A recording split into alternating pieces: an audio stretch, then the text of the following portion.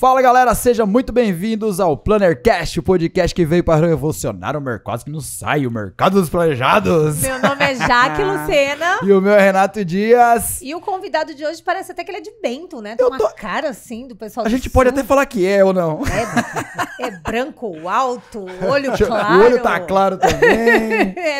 E o nome é você que fala, Renato, porque eu não sei falar de sobrenome, não. Eu não vou conseguir falar. Eu vou falar o Eduardo, pode ser? Hoje nós estamos com o Eduardo Bravacino. Bravacino. Falei? Mentira, Agora o último não, é isso aí. Golizia, nossa. Bonísia. Golizia. Golizia. Gente, os dois são italianos. Olha que maravilha. Italiano. Aí, ó, Se for falar no sotaque italiano, é Bravatino Golizia. Olha isso. O cara é do sul, não é possível. Não. Que a gente foi lá pra Bento, o pessoal falou que as famílias eram tipo italiana e alemã? E Alemanha, colônia, né? A colônia, é isso. Vou te falar que eu já trabalhei para algumas empresas do Sul e eu visitava muito Bento Gonçalves e eu cheguei durante um período da minha vida, a ter o sotaque de Bento Gonçalves. Mentira, eu imagino.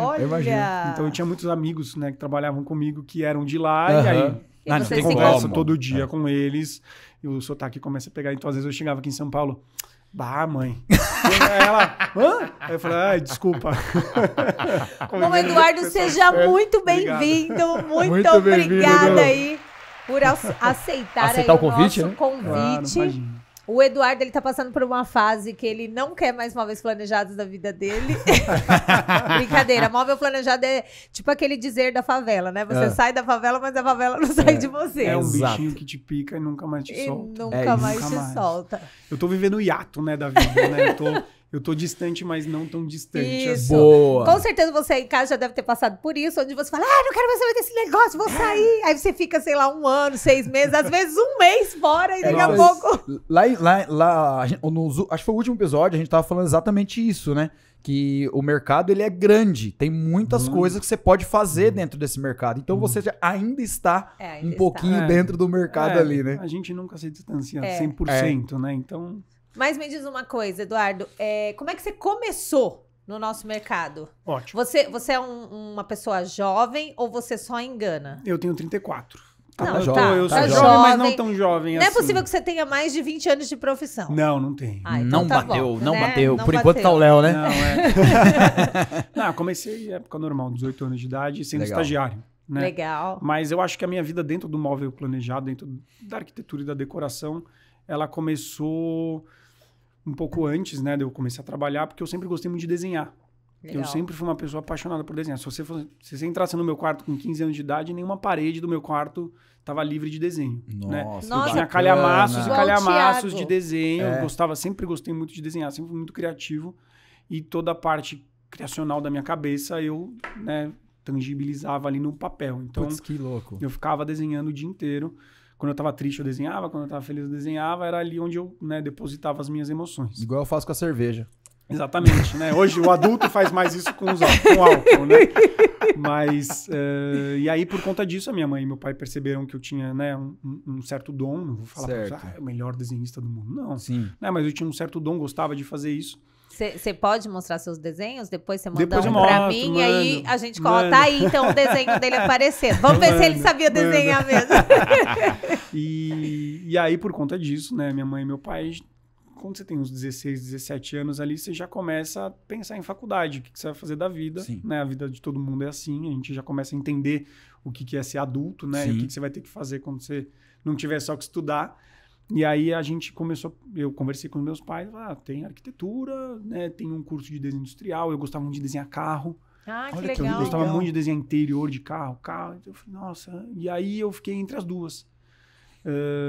E eu já sabia onde eu queria fazer, então a gente, né, eu e minha mãe, a gente pesquisou bastante as faculdades e tal, e eu falei, não, eu gostei muito do Mackenzie, meu pai também era mackenzista, falou, é uma boa faculdade e tal, não sei o quê, vai atrás do Mackenzie. E aí eu mudei pro colégio Mackenzie. Então eu me formei no colegial já dentro da onde eu queria estudar na faculdade. Que legal.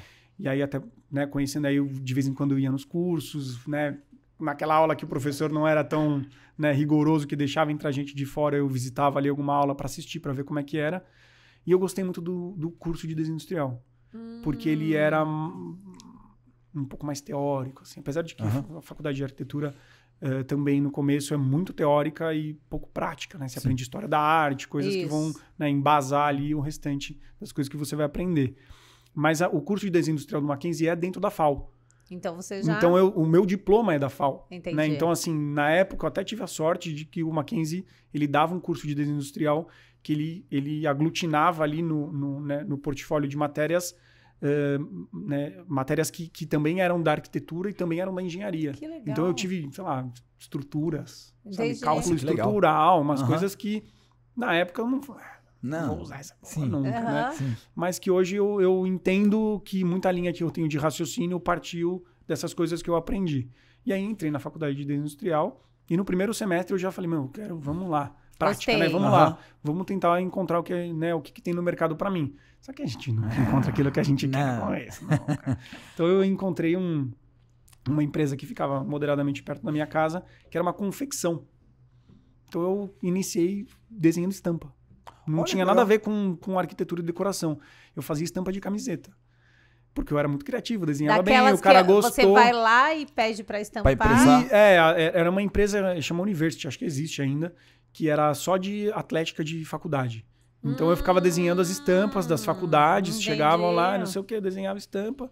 Mas assim, foi um curso de 6 meses. Certo. Um trainee de 6 meses ali, um estágio.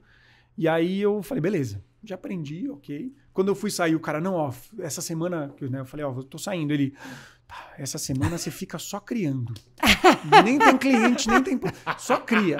Fica criando Depois eu vejo o que eu uso. Para criar um banco de dados ali, porque ele gostava das criações que eu fazia. E aí eu saí dessa empresa e eu fui para uma marmoraria. E aí eu comecei a já ter contato com obra, né? Certo. Então, o que eu fazia? Media. Então, o que você faz, Eduardo? Só medição.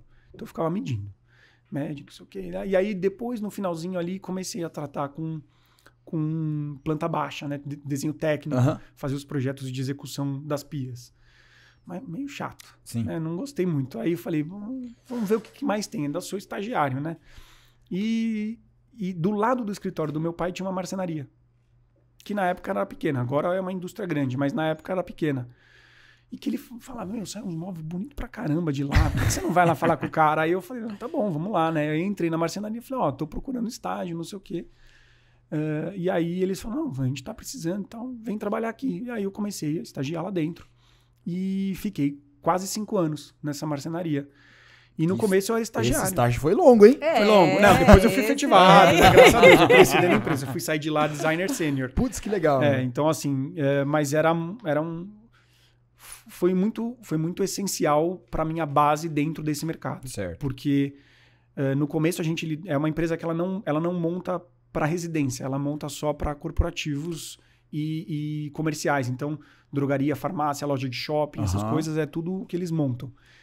E ali, eu acho que quando você faz esse corporativo, você tem muitos desafios, né? Porque tem que servir, assim, tem que ficar bonito também, mas tem que ser muito útil, tem que ser rápido, tem que ser econômico. Tem todas essas questões. E o que mais me trouxe, assim, de experiência é que eu projetava para um marceneiro.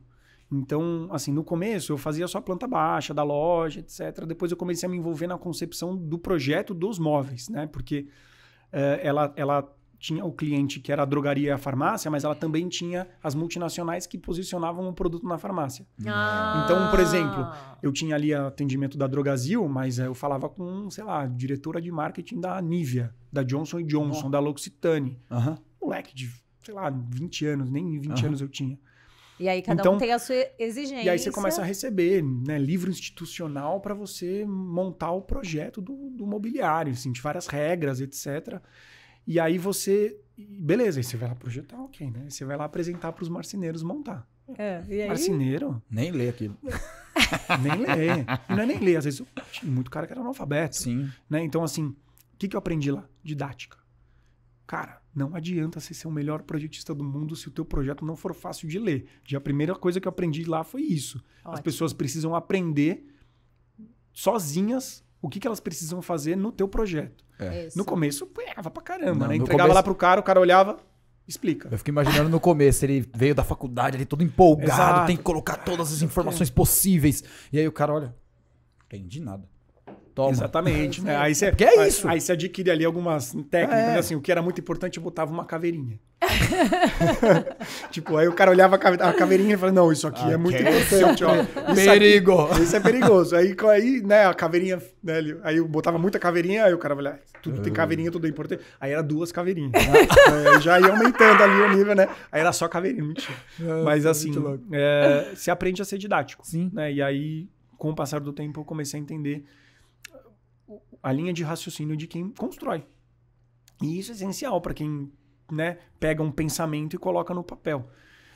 E aí, saí dessa empresa, né, já fui efetivado, né, aí falei, ó, beleza, meu período aqui acabou, gostei desse mercado, vamos para outra direção. E você conseguiu terminar a faculdade? Terminei a faculdade. Legal. Tudo, né? Eu fui efetivado... Não vou lembrar, tudo bem. Mas eu terminei a faculdade. E aí, acho que uns 6 meses depois, 1 ano depois, eu fui para uma outra empresa, que também era de imóvel, mas aí eu fui trabalhar dentro da fábrica deles e já não era mais marceneiro. Era uma fábrica que tinha maquinário. Certo. E eles me A fábrica era grande ou não? Chamava Imense. Eu não sei se ela existe ainda, acho Tá. que não. Chama Imense, fica em Barueri. Tá. Me deslocava da Zona Sul de São Paulo até Barueri todo dia. 1 ano. Puxado. Complicado, puxado. Mas o que eu fazia lá? Eu coordenava um departamento dos especiais. Então, tinham algumas lojas em São Paulo, no Rio de Janeiro. E tudo que fugia do padrão tinha que ser construído o programa CNC da máquina para construir aquele negócio. Então, assim, eu recebia as buchas e tinha que, né, efetivamente fazer aquilo funcionar na máquina. Agora você não traduzia para o marceneiro, você traduzia para a máquina. Então, assim, mas aí eu começo a ter um contato com a indústria. Então eu comecei, tipo, girofix. Eu nunca tinha ouvido girofix na vida. Até porque na marcenaria o cara parafusa na lateral e vai embora. E aí vai. Né? E aí era comercial corporativo. Nossa, aí que não tem frescura mesmo. Você não tem frescura, né? Assim, tem que estar bonito, mas o cara aí. não vai olhar na lupa ali o que está Não, acontecendo. não. E aí você já entra num mercado onde Mais já existe um detalhista. detalhe um pouco maior. Apesar de era mobiliário corporativo, ainda não tinha entrado no residencial. E num nível de acabamento muito maior, né? Muito maior. Não, maquinário, né? Sim, é outra história. Mas eu fiquei 1 ano. Saí por conta da distância e porque... A remuneração não era tão legal. Até então eu era duro, muito duro, né? Então Sim. não recebia, né, nem perto do que merecia. Certo. Nem perto do que merecia. E aí falei, beleza, né? Marceneiro, ok. Máquina, ok. O que falta, né? E aí, meu pai de novo, né? Meus pais sempre me ajudaram muito nessa Legal, questão né? profissional. Sempre tenho muito a agradecer aos dois. E o meu pai tinha um amigo dele que estava saindo da Unicasa.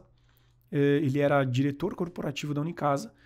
E ele falou, pô, a Unicasa vai abrir umas lojas próprias em São Paulo, da Delano. Acho super, o Eduardo... O seu pai trabalha com o quê?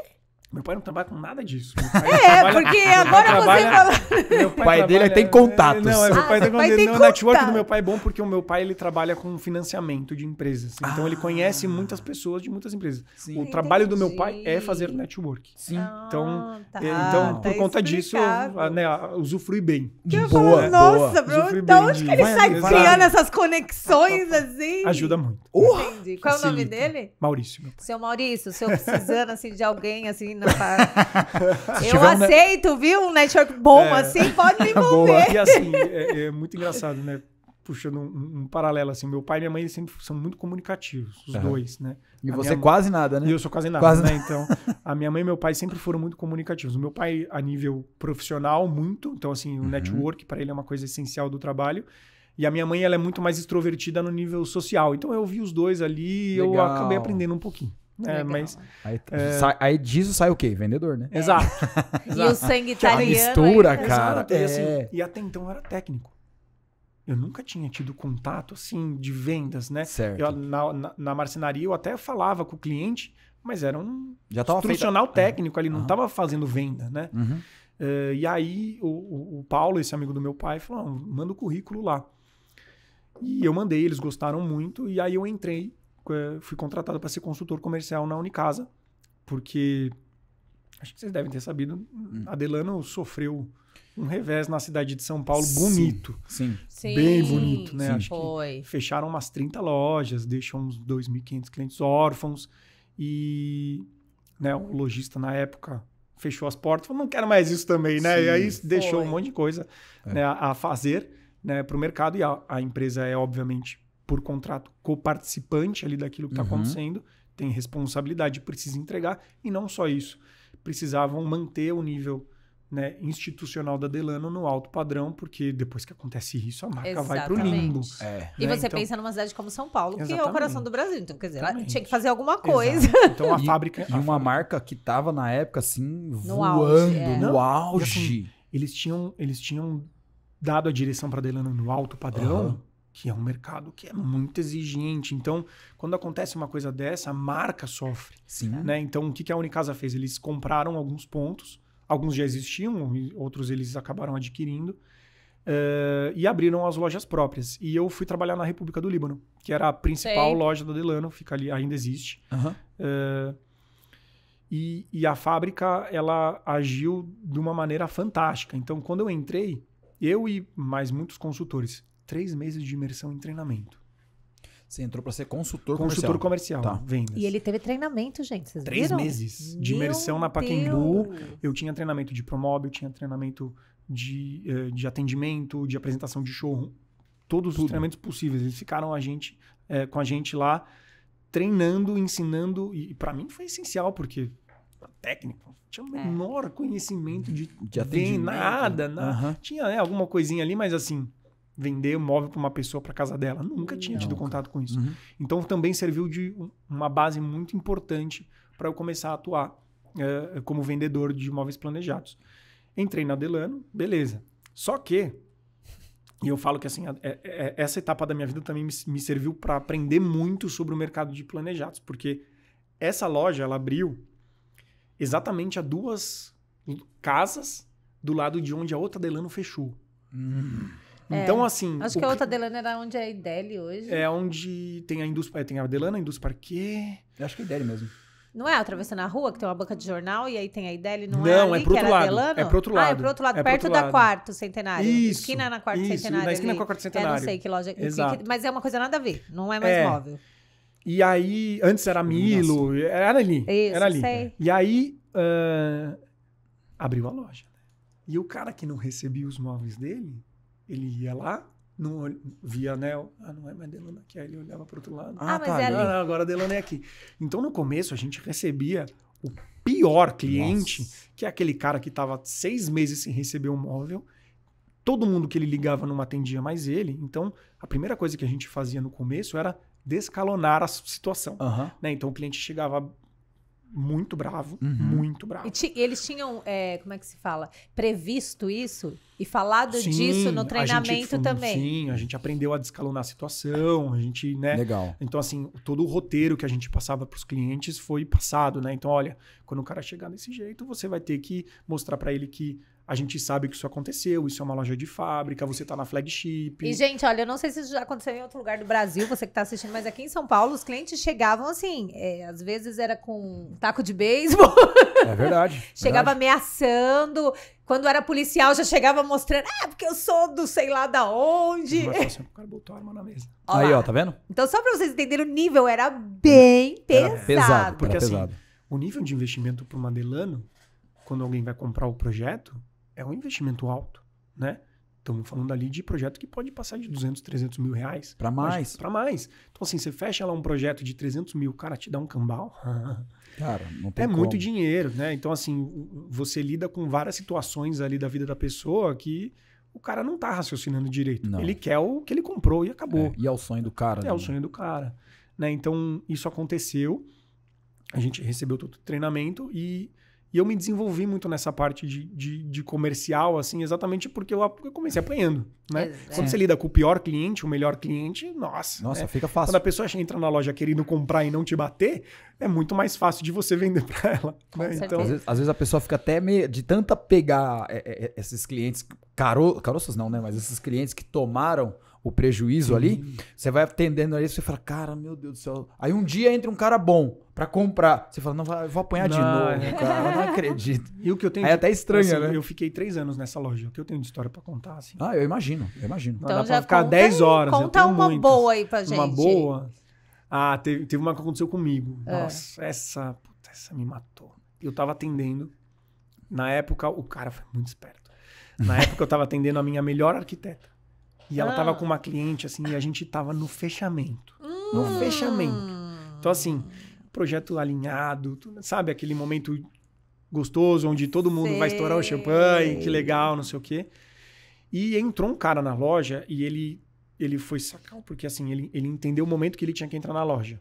Ele esperou o cara que ficava ali na segurança sair e a atendente, né, que ficava na frente da loja, hostess, também não tava. Então ele pegou e entrou direto na loja e ele subiu a escada. E ele veio me pedir dinheiro na minha mesa. Com a minha principal arquiteta, uma das melhores clientes dela, e ele veio pedir esmola dentro da loja. Tipo, ele, você falou comigo aquele dia que você ia me dar dinheiro e eu nunca tinha visto o cara na minha vida. E aí eu suando frio e eu olhava pros meus amigos brancos sem fazer...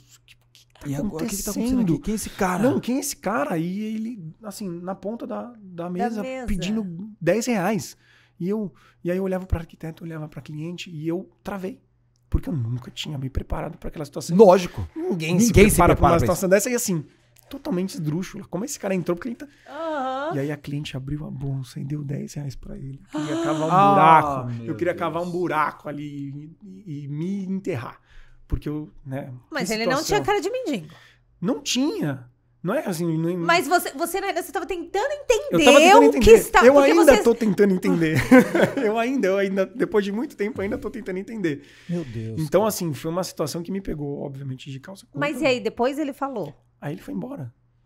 Aí depois ele voltou? Ele falou que ele era cliente? Não era nada. Ele era uma pessoa de rua que entrou na loja pra pedir dinheiro. Só que ele percebeu que não tinha ninguém na frente.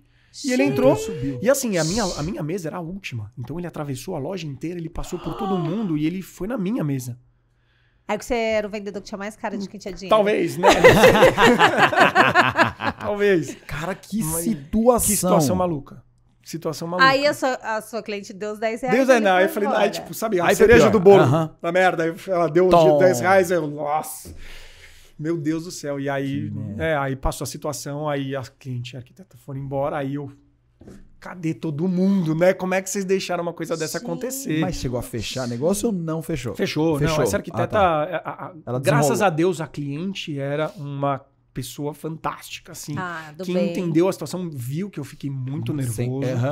E aí ela até, assim, percebendo que eu não ia conseguir lidar com a situação, ela agiu e falou, vamos resolver isso aqui rápido porque eu tenho que comprar meus móveis. Aí foi isso. Sim, acho que ela teve uma inteligência emocional muito boa ali no momento.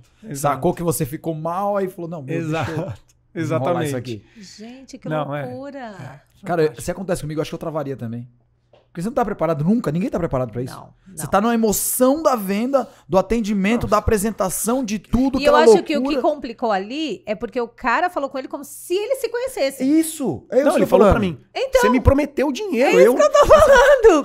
Eu não prometi nada pra você. Ele falou contigo como se ele te conhecesse. E você, assim... Exatamente. Quando eu não lembro da pessoa, eu fico tentando caçar na minha memória de onde eu conheci. Eu acho que você tava... Que loucura é essa? Onde isso aconteceu? Talvez eu tenha prometido.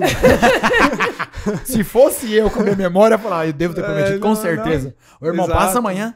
Então. Não, e ele, muito vendedor, né, esse cara. Nossa, o cara deviam ter contratado exatamente.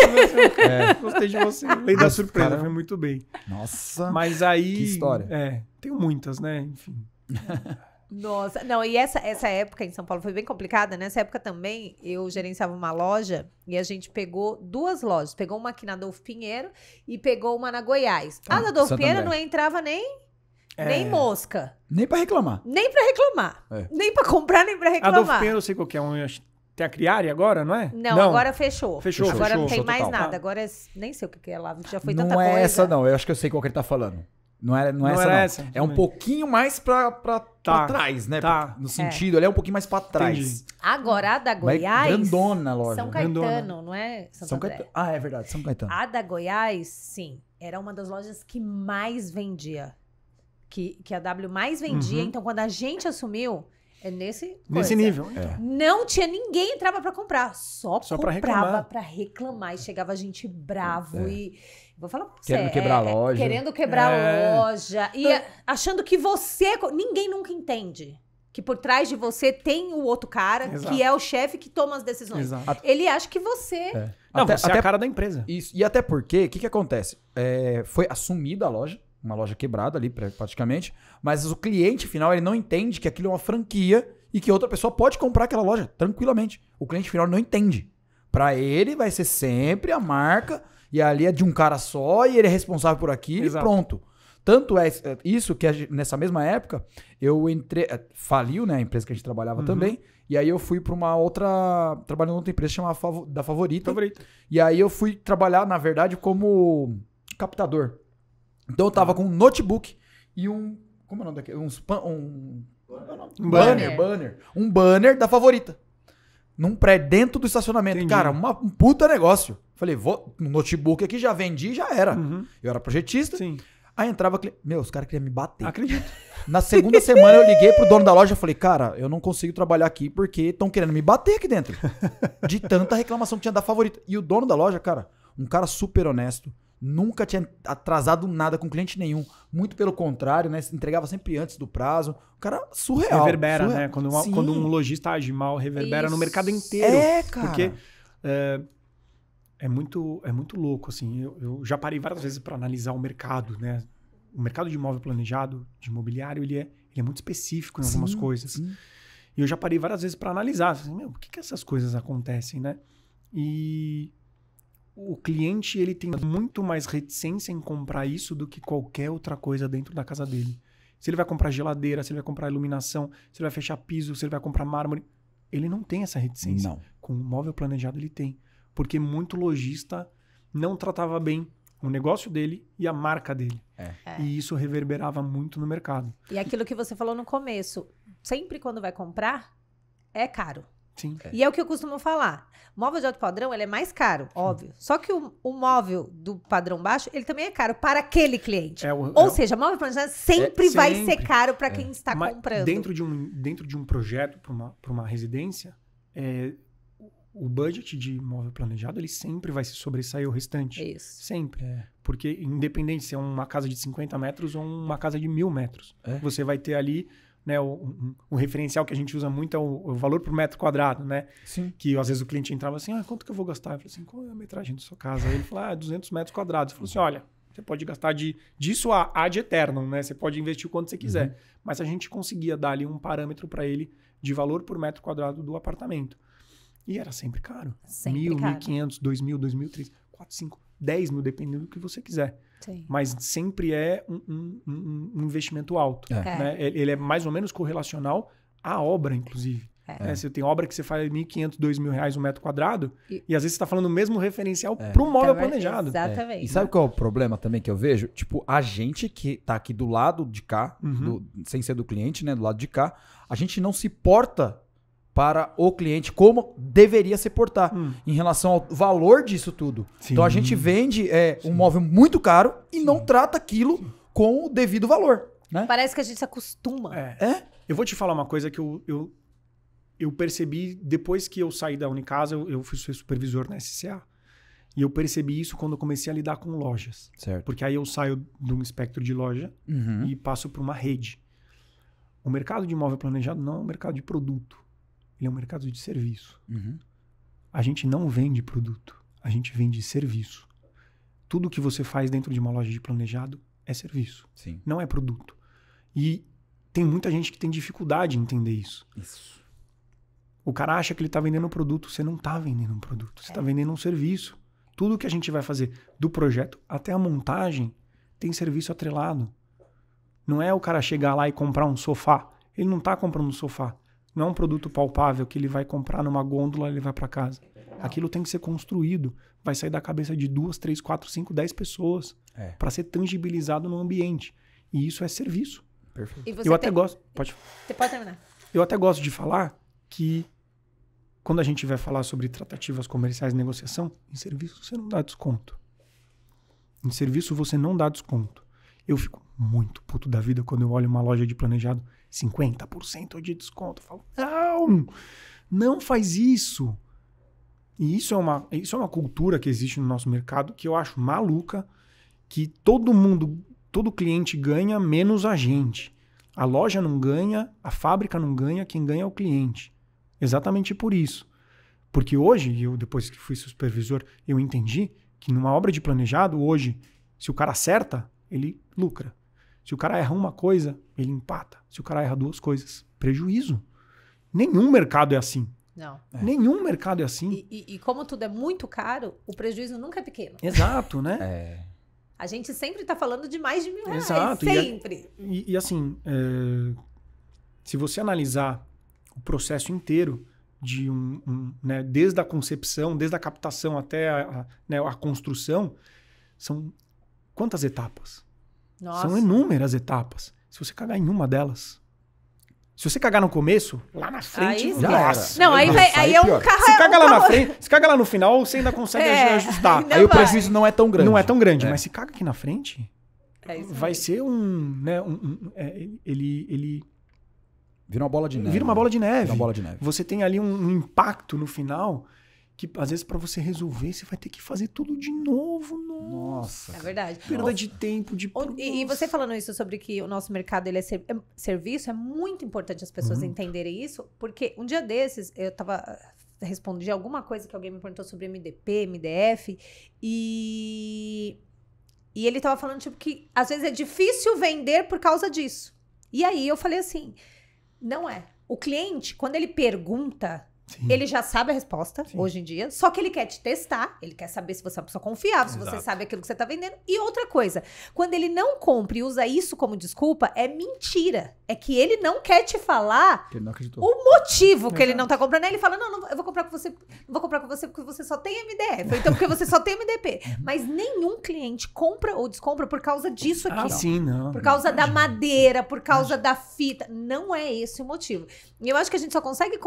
O vendedor só consegue começar a mudar a cabeça dele quando ele entender que realmente isso aqui não é o que... Não é o que o cliente compra. Claro Nunca que... vai ser. E assim, vamos faz abrir um parte. parênteses aqui. Você tem que conhecer seu produto. Sim. Eu não estou dizendo... Porque E conhecer outra o coisa. produto faz parte de prestar um bom serviço. Esse conhecer o produto é acreditar no que você tá vendendo. Exatamente. Porque se você não acredita, você não vai vender. É igual se o cara fez essa pergunta porque ele não acredita em nenhum dos dois. Ou no MDF ou no MDP. Porque se ele acreditar nos dois, cara, você vai vender qualquer coisa. Exato. Mas eu concordo, muito legal isso que você falou, porque realmente tudo que a gente vende de ponta a ponta É serviço. serviço. É serviço. E eu, óbvio, né? Falo muito da posição de vendas, porque hoje eu tô na posição comercial, eu me distanciei um pouco da área técnica. Hoje eu sou 100% comercial. Não tô nem numa área, né, correlacionada com o móvel planejado. Tenho o meu escritório que abre das 8 da noite até, né, a hora que eu vou dormir. Vamos abrir um parênteses aqui. Você, quando você era técnico, você era aquele técnico que gostava de ficar sozinho fazendo as coisas? Você era já extremamente concentrado ou você já tinha um pezinho ali no comercial, você acha? Eu vou te falar que eu não sabia que eu precisava me conectar e ter um pouco de falta de rotina. Eu não sabia. Na faculdade não se fala sobre isso ou fala um pouco? Não. Assim, eu era um técnico que eu sentava ali, ficava de castigo, né? Virado pra parede com o computador desenhando ali mas eu sempre tinha um garfinho no estômago, assim, falando, tem alguma coisa aqui te incomodando. Você não sabe o que é, mas tá incomodando. Quando você virava pro marceneiro que você ia passar pra ele, eu acho que você ficava mais feliz Eu ficava muito feliz. Parar pra Nossa, passar. porque aí eu falava, nossa, isso aqui, vamos montar. Montava Você tava vendendo, né? Também, eu vendia. Eu vendi e não sabia. Olha que doideira, né? Eu era uma venda interna, né? Eu tinha que vender o meu sonho, né? Aquilo que eu... que você pro marceneiro acreditava no que ia né, factibilizar aquilo. Então, Sim, é engraçado, porque se o muito marceneiro doido. não concorda com aquilo que você projetou, ele não vai fazer. Não faz. E o que eu aprendia com esses caras. Isso. Porque assim, às vezes é o que eu falei, às vezes o cara é um analfabeto, mas o cara sabe tudo de Demais. móvel, o cara sabe tudo, Sim. né? Eu faço um paralelo assim, eu me esforço muito para ser uma pessoa que estuda técnica, estuda teoria, mas não deixa de aplicar ou não deixa de entender como é a aplicabilidade disso. Por quê? Porque tem muita coisa na teoria que não vai fazer o menor sentido você ficar tentando... Porque ali é você tentar, né, forçar uma coisa que é desnecessária, você vai perder eficiência. E, cara, se todo técnico ou vendedor comercial, qualquer um, fosse nessa linha de raciocínio, cara, eu não sei tudo. Então, outra pessoa que tá executando o trabalho, ela sabe muito mais do que eu quero aqui atrás. Então, cara, se você consegue tirar essa troca, você vai aprender demais. É essencial. Quando eu saio eu vou falar só mais um pouquinho da Edelana, porque eu tenho uma coisa muito engraçada. Assim. Legal. A minha irmã, ela é advogada e ela trabalhava no Procon. E quando aconteceu tudo isso, Nossa. a minha irmã se tornou dentro do Procon uma especialista do mercado de planejado.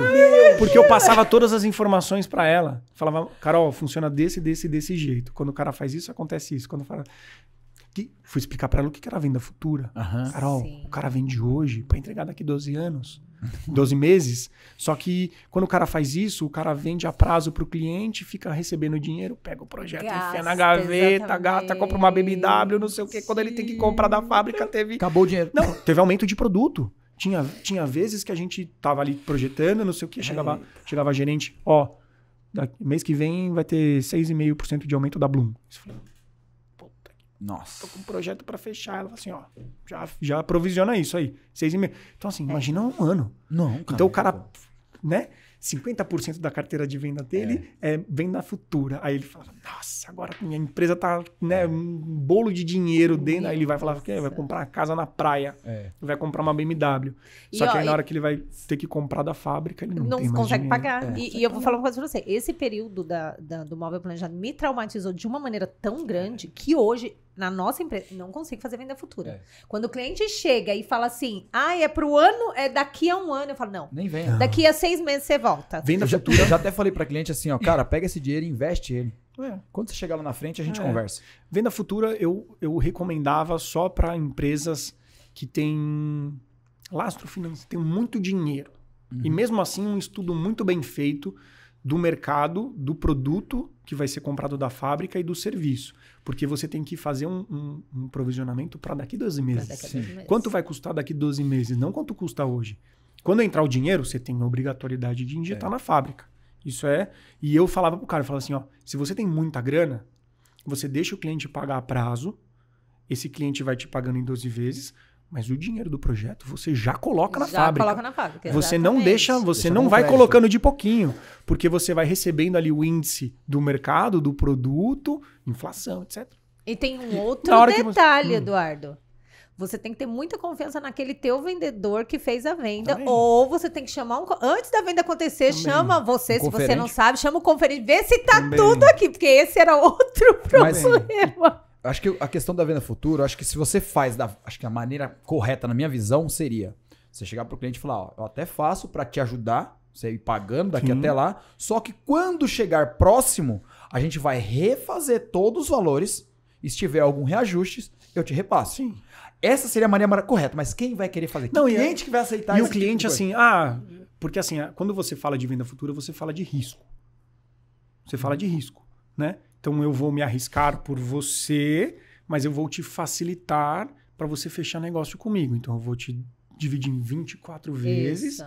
Você não vai ter juros, você vai injetando dinheiro na minha empresa, e aí quando chegar o momento de entregar os móveis, você vai lá e Nossa, você... só você falando isso, comigo. Eu já vou ficando com medo. Não, é um modelo inteligente no papel. É lindo, mas ele é muito perigoso. A empresa tem que entender o risco que ela está assumindo. Perfeito. Porque se ela não entender o risco, vai dar pau. Todo mundo quebra por causa disso. Isso. Todo mundo. Assim, se você pegar as empresas que quebraram, a venda futura está relacionada. Às vezes não é a venda futura que fez a empresa quebrar, mas a venda futura está relacionada. Porque o controle financeiro disso é muito difícil. Sempre uma parte dela, né? Sempre e vou falar uma coisa para você, o controle de agenda. Também. De montagem. Também. Porque dependendo também do fluxo que a empresa tá, se ela fizer muita venda futura e aí ela entra num nível de vender também muito para já, aí a agenda dela...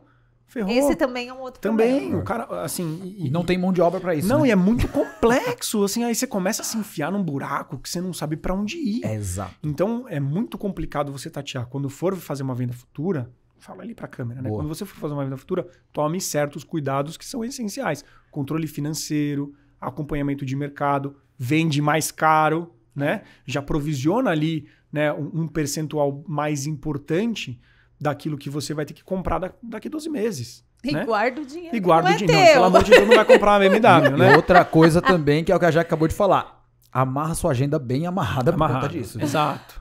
Ai, gente. Cara, mas aí olha, o cara vende aqui pra daqui a um ano, recebe 200 pau. Vem cá, Nossa. mulher, que nós estouramos. Vamos pra praia. Aí vai lá, compra uma Louis Vuitton pra ela de Natal. Puta que pariu. Não, cara, não. Isso acontece não é muito por em aí. dezembro, né, cara? Acontece. Dezembro é um mês muito bom pra acontecer venda futura, viu? Mas aí eu saio da Delano. eu ganhava muito bem na Delano. Foi uma época da minha vida, assim, que pra idade que eu tinha e o meu olerite não batia. Fui até bem responsável em algumas coisas ali, que é coisa de moleque, né? E aí a empresa, a Unicasa, ela nunca teve a intenção de ser comercial de rua, né? Ela nunca quis ter loja. Ela fez isso porque foi essencial para a marca, né? Então, eles depois conseguiram reposicionar a marca novamente e aí colocaram as lojas à venda. E nessa época eu estava buscando alguma coisa a mais a nível de carreira, né? Eu queria dar um passo adiante. Eu sempre fui uma pessoa muito curiosa para entender aquilo que eu faço. E dentro da loja eu não tive muita oportunidade para crescer, apesar de ser um bom vendedor. Tinha ali alguns meses que eu ia muito bem, inclusive. E aí eu tinha um amigo meu que tinha saído da Delano e ele tinha ido ser supervisor comercial na SCA. E calhou, desse momento, ele tá indo para uma outra área e a vaga dele ficou em aberto. E ele falou, meu, vem falar com o meu diretor porque ele vai gostar muito de você e tal. E aí eu fui conversar com o diretor e ele falou, não, vem ser supervisor comercial. E ele gostou muito porque eu tinha entendido o que era uma loja que funciona. Né? O que é você ter uma boa comunicação dentro da loja, o que é essencial para o departamento de marketing, como é uma boa montagem. Eu, como gostava muito, eu me envolvi em todas as áreas, então eu visitava a obra de todos os meus clientes, pelo menos uma vez. Eu sentava com o projetista executivista para entender como é que era o projeto executivo daquilo que tinha saído da minha cabeça. E comecei a entender o que era essencial para um consultor comercial ter a nível de bagagem, de repertório, para dar certo. Legal. E aí, quando eu passei isso para ele adiante, ele falou, não, beleza, é isso que eu preciso.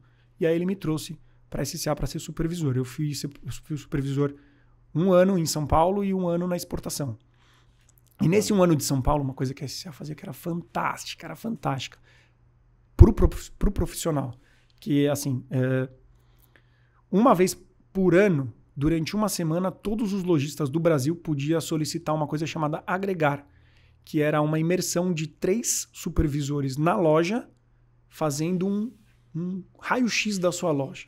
Então a gente ia em mais de um supervisor na loja, a gente ficava uma semana lá dentro e a gente fazia o raio-x de tudo. Que financeiro, legal, administrativo, comercial, e no final da semana a gente entregava para ele o plano de ação.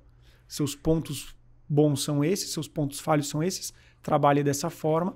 Conforme isso foi sendo feito, a SCA construiu uma coisa chamada PEX, que era o Programa de Excelência, que era o Manual da Boa Loja. Nossa. Fantástico. Além de ser bom isso pro lojista, é bom pra SCA, porque ela consegue fantástico. manter assim no olho o que tá acontecendo na Exato. mão, né, na vista E 2 dela. vezes por ano a gente fazia uma auditoria de visita não programada nas lojas e todo mundo era pontuado em todos os quesitos e no final do ano a gente entregava o prêmio e tinha, obviamente, todos os benefícios do bom lojista.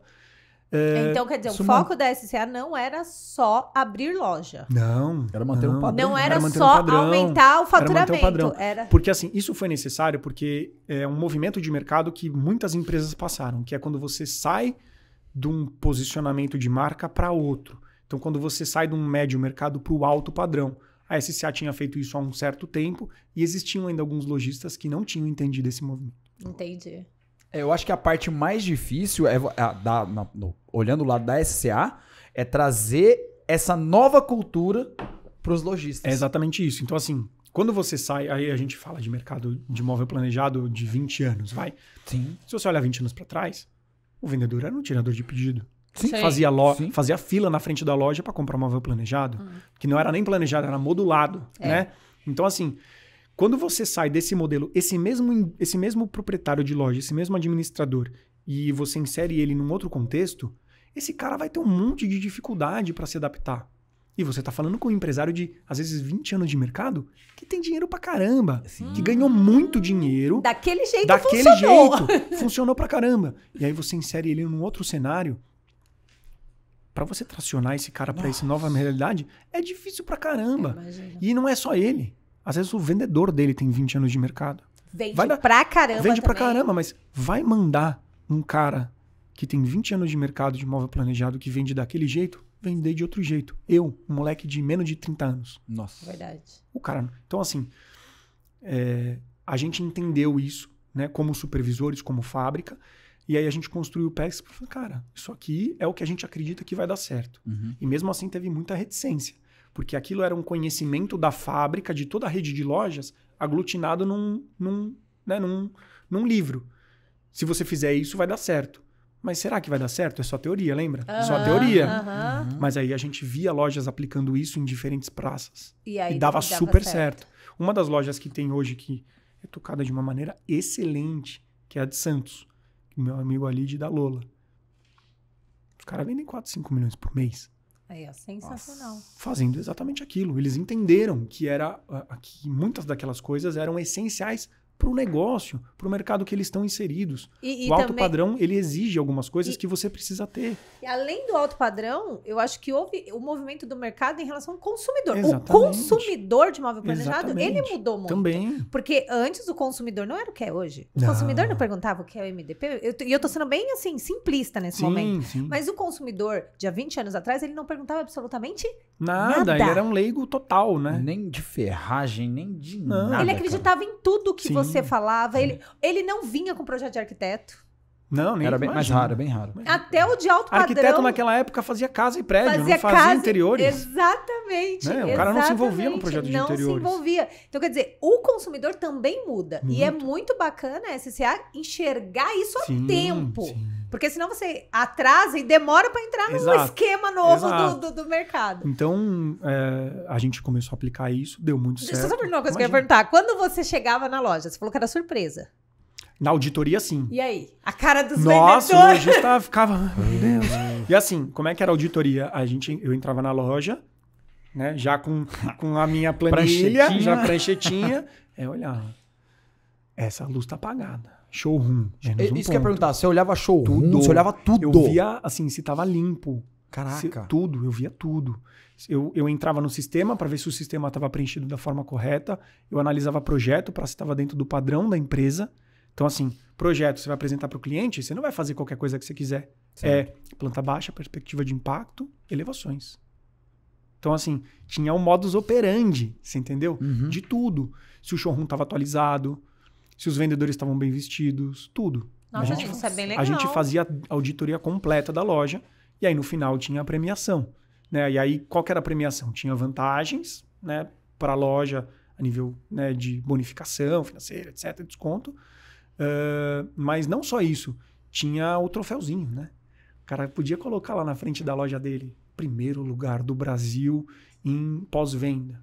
Melhor loja do Brasil inteiro em todos os aspectos. Então, assim, ele tinha ali... E isso é um argumento de venda. Sim. Quando o cliente entra na tua loja e vê um troféu, assim, eu não estou em qualquer lugar, né? Eu não estou em qualquer lugar. Eu estou numa loja que dentro da rede, dentro daquela marca, faz alguma coisa muito bem para ganhar um troféu. Que legal. Então, isso também ajudava a loja a vender. E todos os lojistas Nossa, eu não tinha queriam noção muito disso. disso. Muito legal. Parabéns, SCA. É muito legal, muito legal. Eu sou muito grato também pela SCA por conta disso, porque quando eu fazia essas imersões, principalmente no Agregar, que a gente viajava em mais de um supervisor, cada um tinha um conhecimento diferente. Sim. Então, assim, eu fui aprender a fazer DRE de loja com um colega meu que era da contabilidade.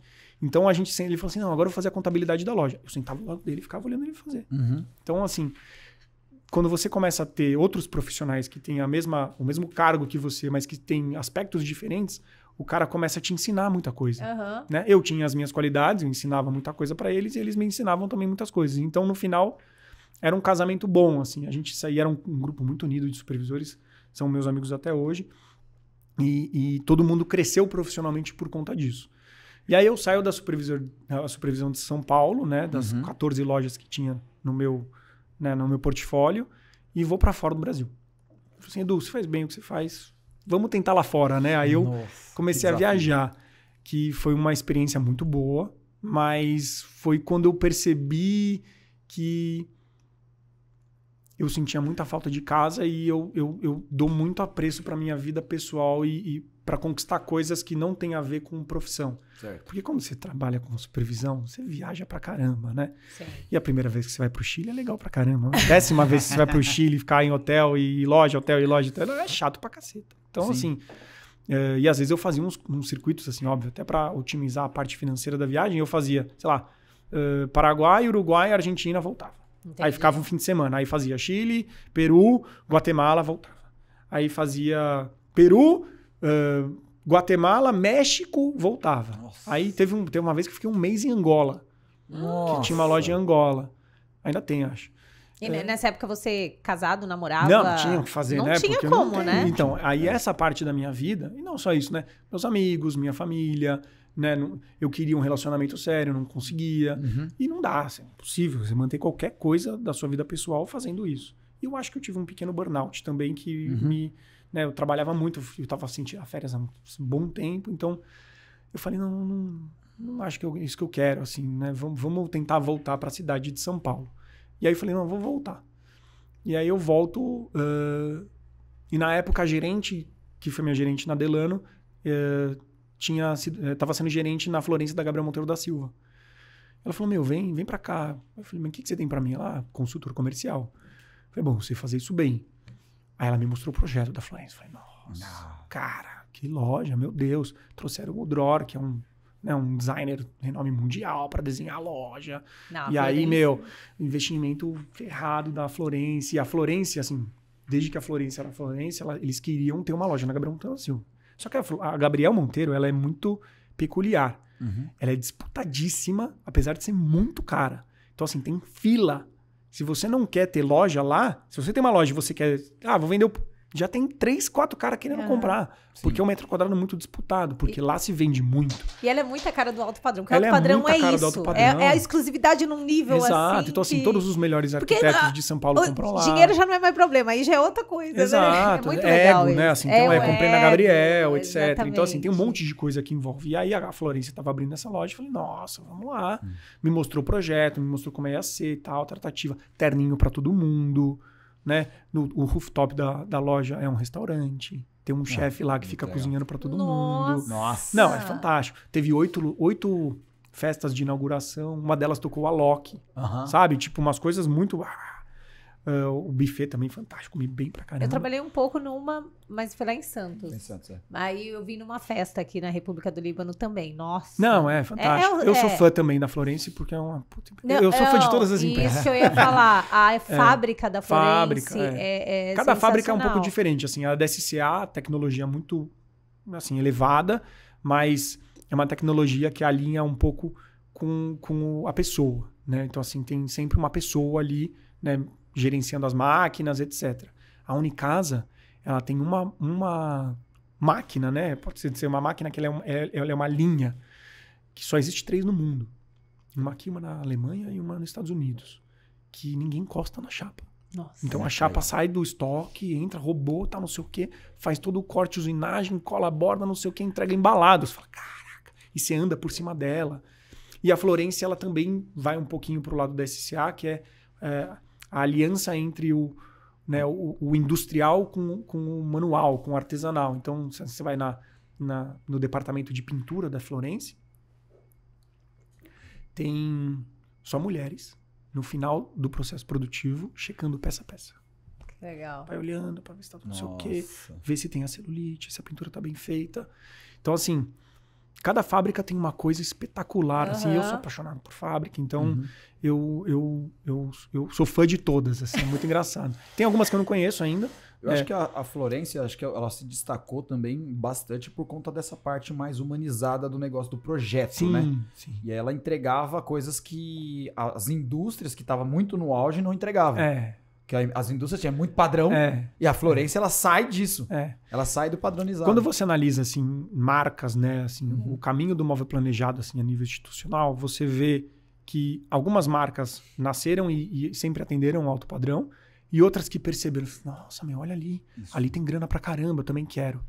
No começo, você pegar ali as marcas mais enraizadas no mercado de alto padrão, você pega a Ornari, você pega a Florence, Kitchens. A falecida Formaplast. Formaplast, nossa, a Kitchens, né? Então, assim, você tem... Então, Kitchens, por que tem esse nome? Eles só faziam cozinha. A Ornari só fazia armário. Né? Então, assim, cada uma era especializada numa coisa, mas eles entenderam o que era o mercado de alto padrão. Isso. Né?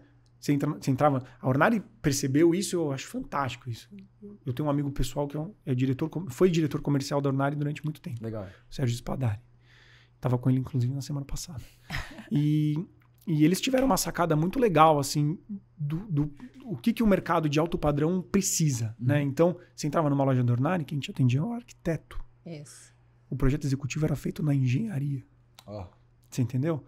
E a bagagem de conhecimento que esse consultor comercial tinha que ter, ele sobressaía o mercado de planejado, né? Então, eles mandavam o cara, vai lá na Mercedes, vai lá na BMW, vai na Louis Vuitton, vai na Tiffany's, vai nas outras empresas. Eles entenderam aquilo que a gente falou no começo, o serviço. Exato, só que isso há 15, 20 anos atrás.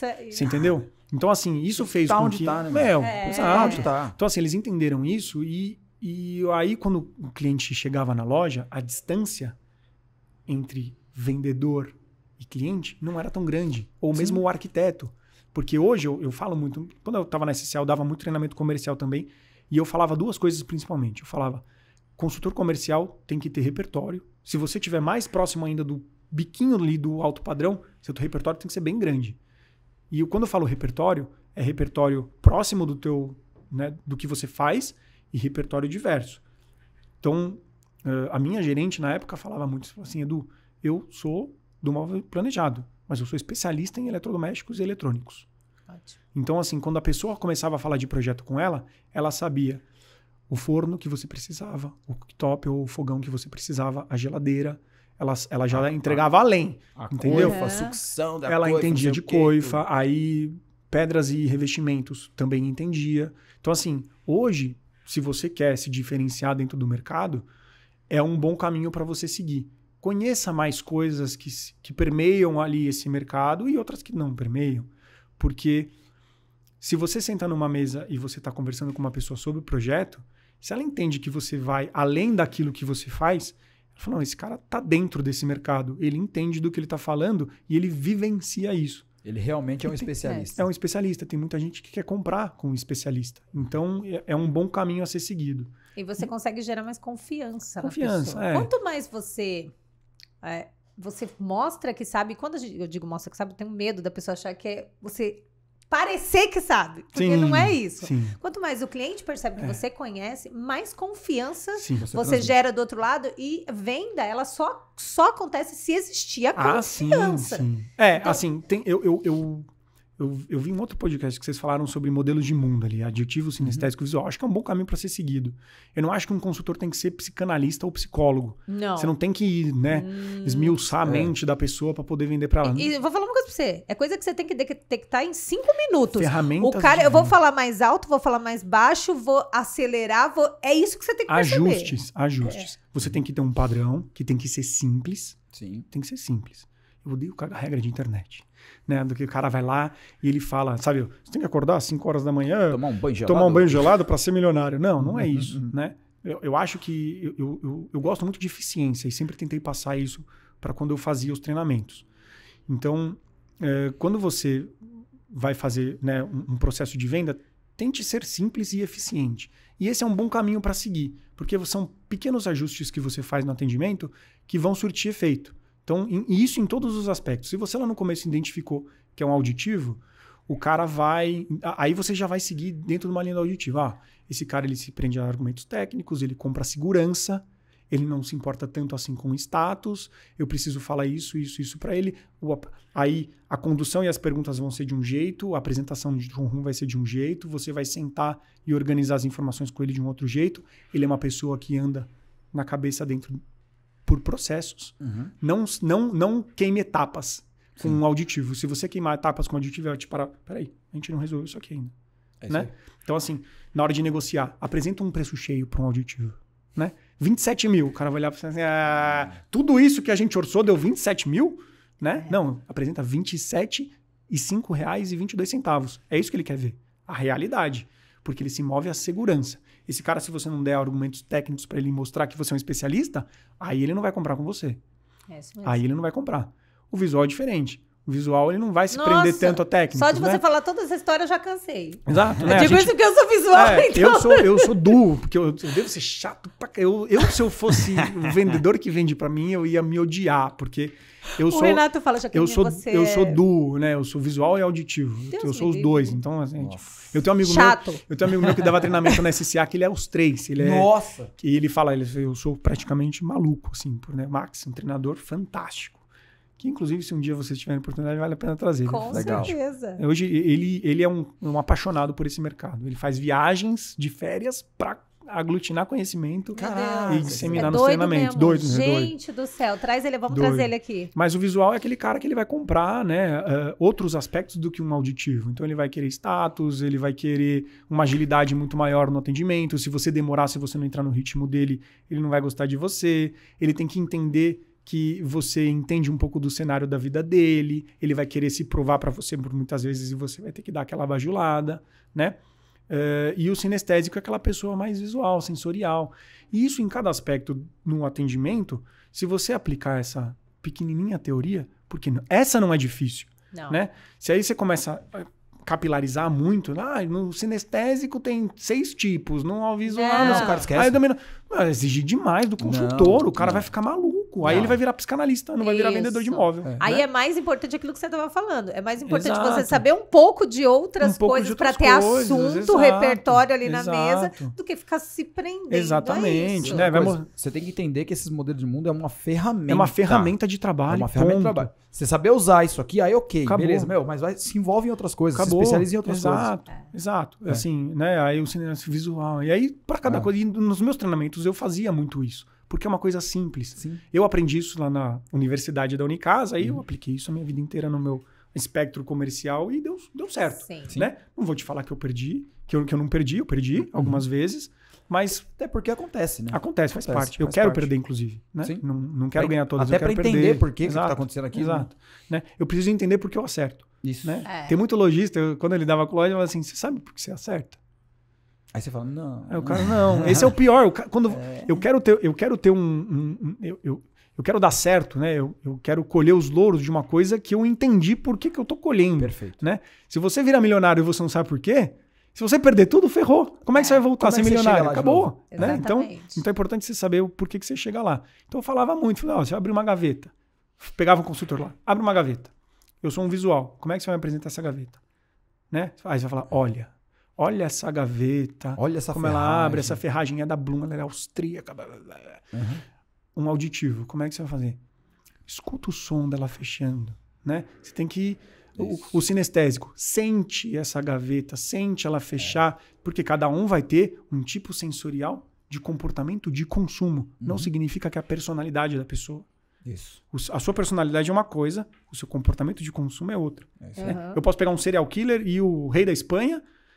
São pessoas completamente diferentes, mas os dois podem ter comportamentos de consumo muito similares. Isso. Então é isso que o consultor tem que entender. E aí eu passava isso adiante nos treinamentos. Né? E aí usei bastante isso na Florence, mas enchi um pouco o saco de ser consultor, vou ser sincero. Né? Como é que é na Florence, na loja de alto padrão? O consultor vendedor também projeta ou não? Tem outra pessoa para projetar? Eu sempre gostei e falo isso se você é consultor de vendas, eu falo isso para você porque isso me ajudava muito. Eu falo da minha experiência, né? Me ajudava muito. Eu gosto do consultor que desenha, projeta e vende. Por quê? O Promob é uma baita ferramenta de vendas. Mas no começo, você tem que desenhar. Quando o cliente está na mesa, ou mesmo quando o cliente sai da mesa e você tem que aglutinar aquelas informações que você colheu num projeto, a primeira coisa que você tem que fazer é desenhar. E se você passar isso para o papel, porque o papel aceita tudo, é muito melhor do que você já começar a projetar no Promob. Porque às vezes o teu raciocínio, e isso não é o Eduardo que está falando, né? Tem estudos que falam sobre isso, de você conseguir libertar a sua criatividade muito mais facilmente no papel do que num programa de computador. Então o primeiro passo é sempre, quando você vai começar um projeto, desenha o projeto. Eduardo não desenha muito bem. Cara, régua e milimetrado. Acabou. Não precisa. E treino. Perspectiva de impacto, não sei o quê, pontos de fuga. Não precisa disso, né? Mas, moderadamente, você tentar colocar no papel aquilo que você pensou e aquilo que você conversou com o cliente. É o primeiro passo. Depois você passa para o computador. Se você montar pelo menos uma planta baixa, acho que já Já ajuda muito, já né? ajuda, Mas né? assim, uma elevação não é uma elevação é na régua, no milimetrado. Uhum. Não precisa ser Einstein para fazer isso. É. Né? Então, já ajuda muito. Aí eu sei que tem lojas que seguem por 2 caminhos. O consultor que projeta e o consultor e o projetista em separado. Eu gosto do consultor que projeta. Porque se você mantém a informação tudo na mesma pessoa, você não corre o risco de perder informação. Que isso é um dos piores erros que acontecem dentro de uma loja de planejado. Né? A comunicação entre departamentos. Quem não tem um projetista executivista que sentava com o comercial e falava: você não sabe vender, você está errando tudo, não sei o que, isso aqui não vai parar de pé. Acontece muito, né? Ou o projeto que é inviável de aplicar, né? O executivista chega lá na mesa do cara e fala: como é que você me vende um negócio desse? Você sabe que isso aqui não funciona, né? Eu sei o que todo mundo responderia. O cliente que quis. Exato. Né? Exato. Tá na cara. Exatamente. Cliente que quis Exato. assim. Então, assim, eu gosto do consultor que projeta. Porque aí você mantém na mesma pessoa toda a informação que foi gerada no atendimento. Ele entende mais o cliente, ele sabe por onde ir. Se você não vai ter os dois, meu amigo, tenha noção e ciência de que você vai ter que ter 2 pessoas ou 2 departamentos que se comunicam muito bem. Muito bem. Então, assim, vai ter um projetista, seu consultor tem que desenhar aquilo que foi feito na Mas reunião. então, isso é comum no alto padrão? Separar o vendedor do projetista? Meio a meio. Assim, eu tinha muitas lojas na época da SCA que eu supervisionava, que os consultores projetavam também e viam até o final. Inclusive, às vezes faziam até um projeto inicial antes de ir para a execução, que eu gosto em partes. Né? Tem coisas que você não precisa e coisas que são essenciais. Né? Uma reunião depois do fechamento para você alinhar o projeto. Sim. Eu gosto disso antes de passar. Até porque... Ganha tempo. Não, e É assim, isso que eu ia falar, até porque você ficar projetando e reprojetando, exato. não faz muito sentido, né? O departamento de execução de projeto, ele tem que executar, ele não tem que criar nada. Você tem que entregar mastigado para ele aquilo que você definiu com o cliente. Ponto. Isso. Né? Na altíssimo padrão, o projetista executivista, ele já sabe que ele vai ter que refazer projeto. Ele já... Sério, cara? Sim, infelizmente. Porque às vezes não depende dele, depende do arquiteto. Porque às vezes o arquiteto muda alguma coisa. E como o arquiteto é uma peça muito importante, a gente vai falar um pouquinho mais para frente disso, mas o arquiteto é uma peça muito importante hoje no mercado de alto padrão. Né? Então, se o cara mudou o projeto, não vou mudar. Não tem que mudar. Tem que mudar. Não tem. Você tem que Tem que mudar. dançar a dança. Não adianta, você tem que dançar a dança, o cara manda. Né? O cara manda. Então, mas quando você tem um consultor ali, que está dentro de uma loja onde não lida às vezes tanto com o arquiteto, é bom você ter ali uma boa comunicação entre departamentos para você não ter os ruídos. Sim. Porque quando acontece ruído nessa parte, lembra daquela que a gente falou no começo? Quando dá merda no começo e vai lá no final e vai descobrir, é o pior lugar para você fazer um erro. Né? Quando essa comunicação do comercial com a parte de execução tem ruído, o cara vai executar o projeto, você vai entregar um projeto executivo para o cliente. Nossa. Você acha que ele vai ler o projeto? Você acha que o consultor, inclusive, eu gosto, né? Vai assinar um projeto executivo? Consultor, executivista na mesa. Os dois. Porque aí, se tiver algum problema técnico de projeto, ele respalda. Ele que projetou, ele respalda. Se tiver alguma coisa comercial, ele respalda.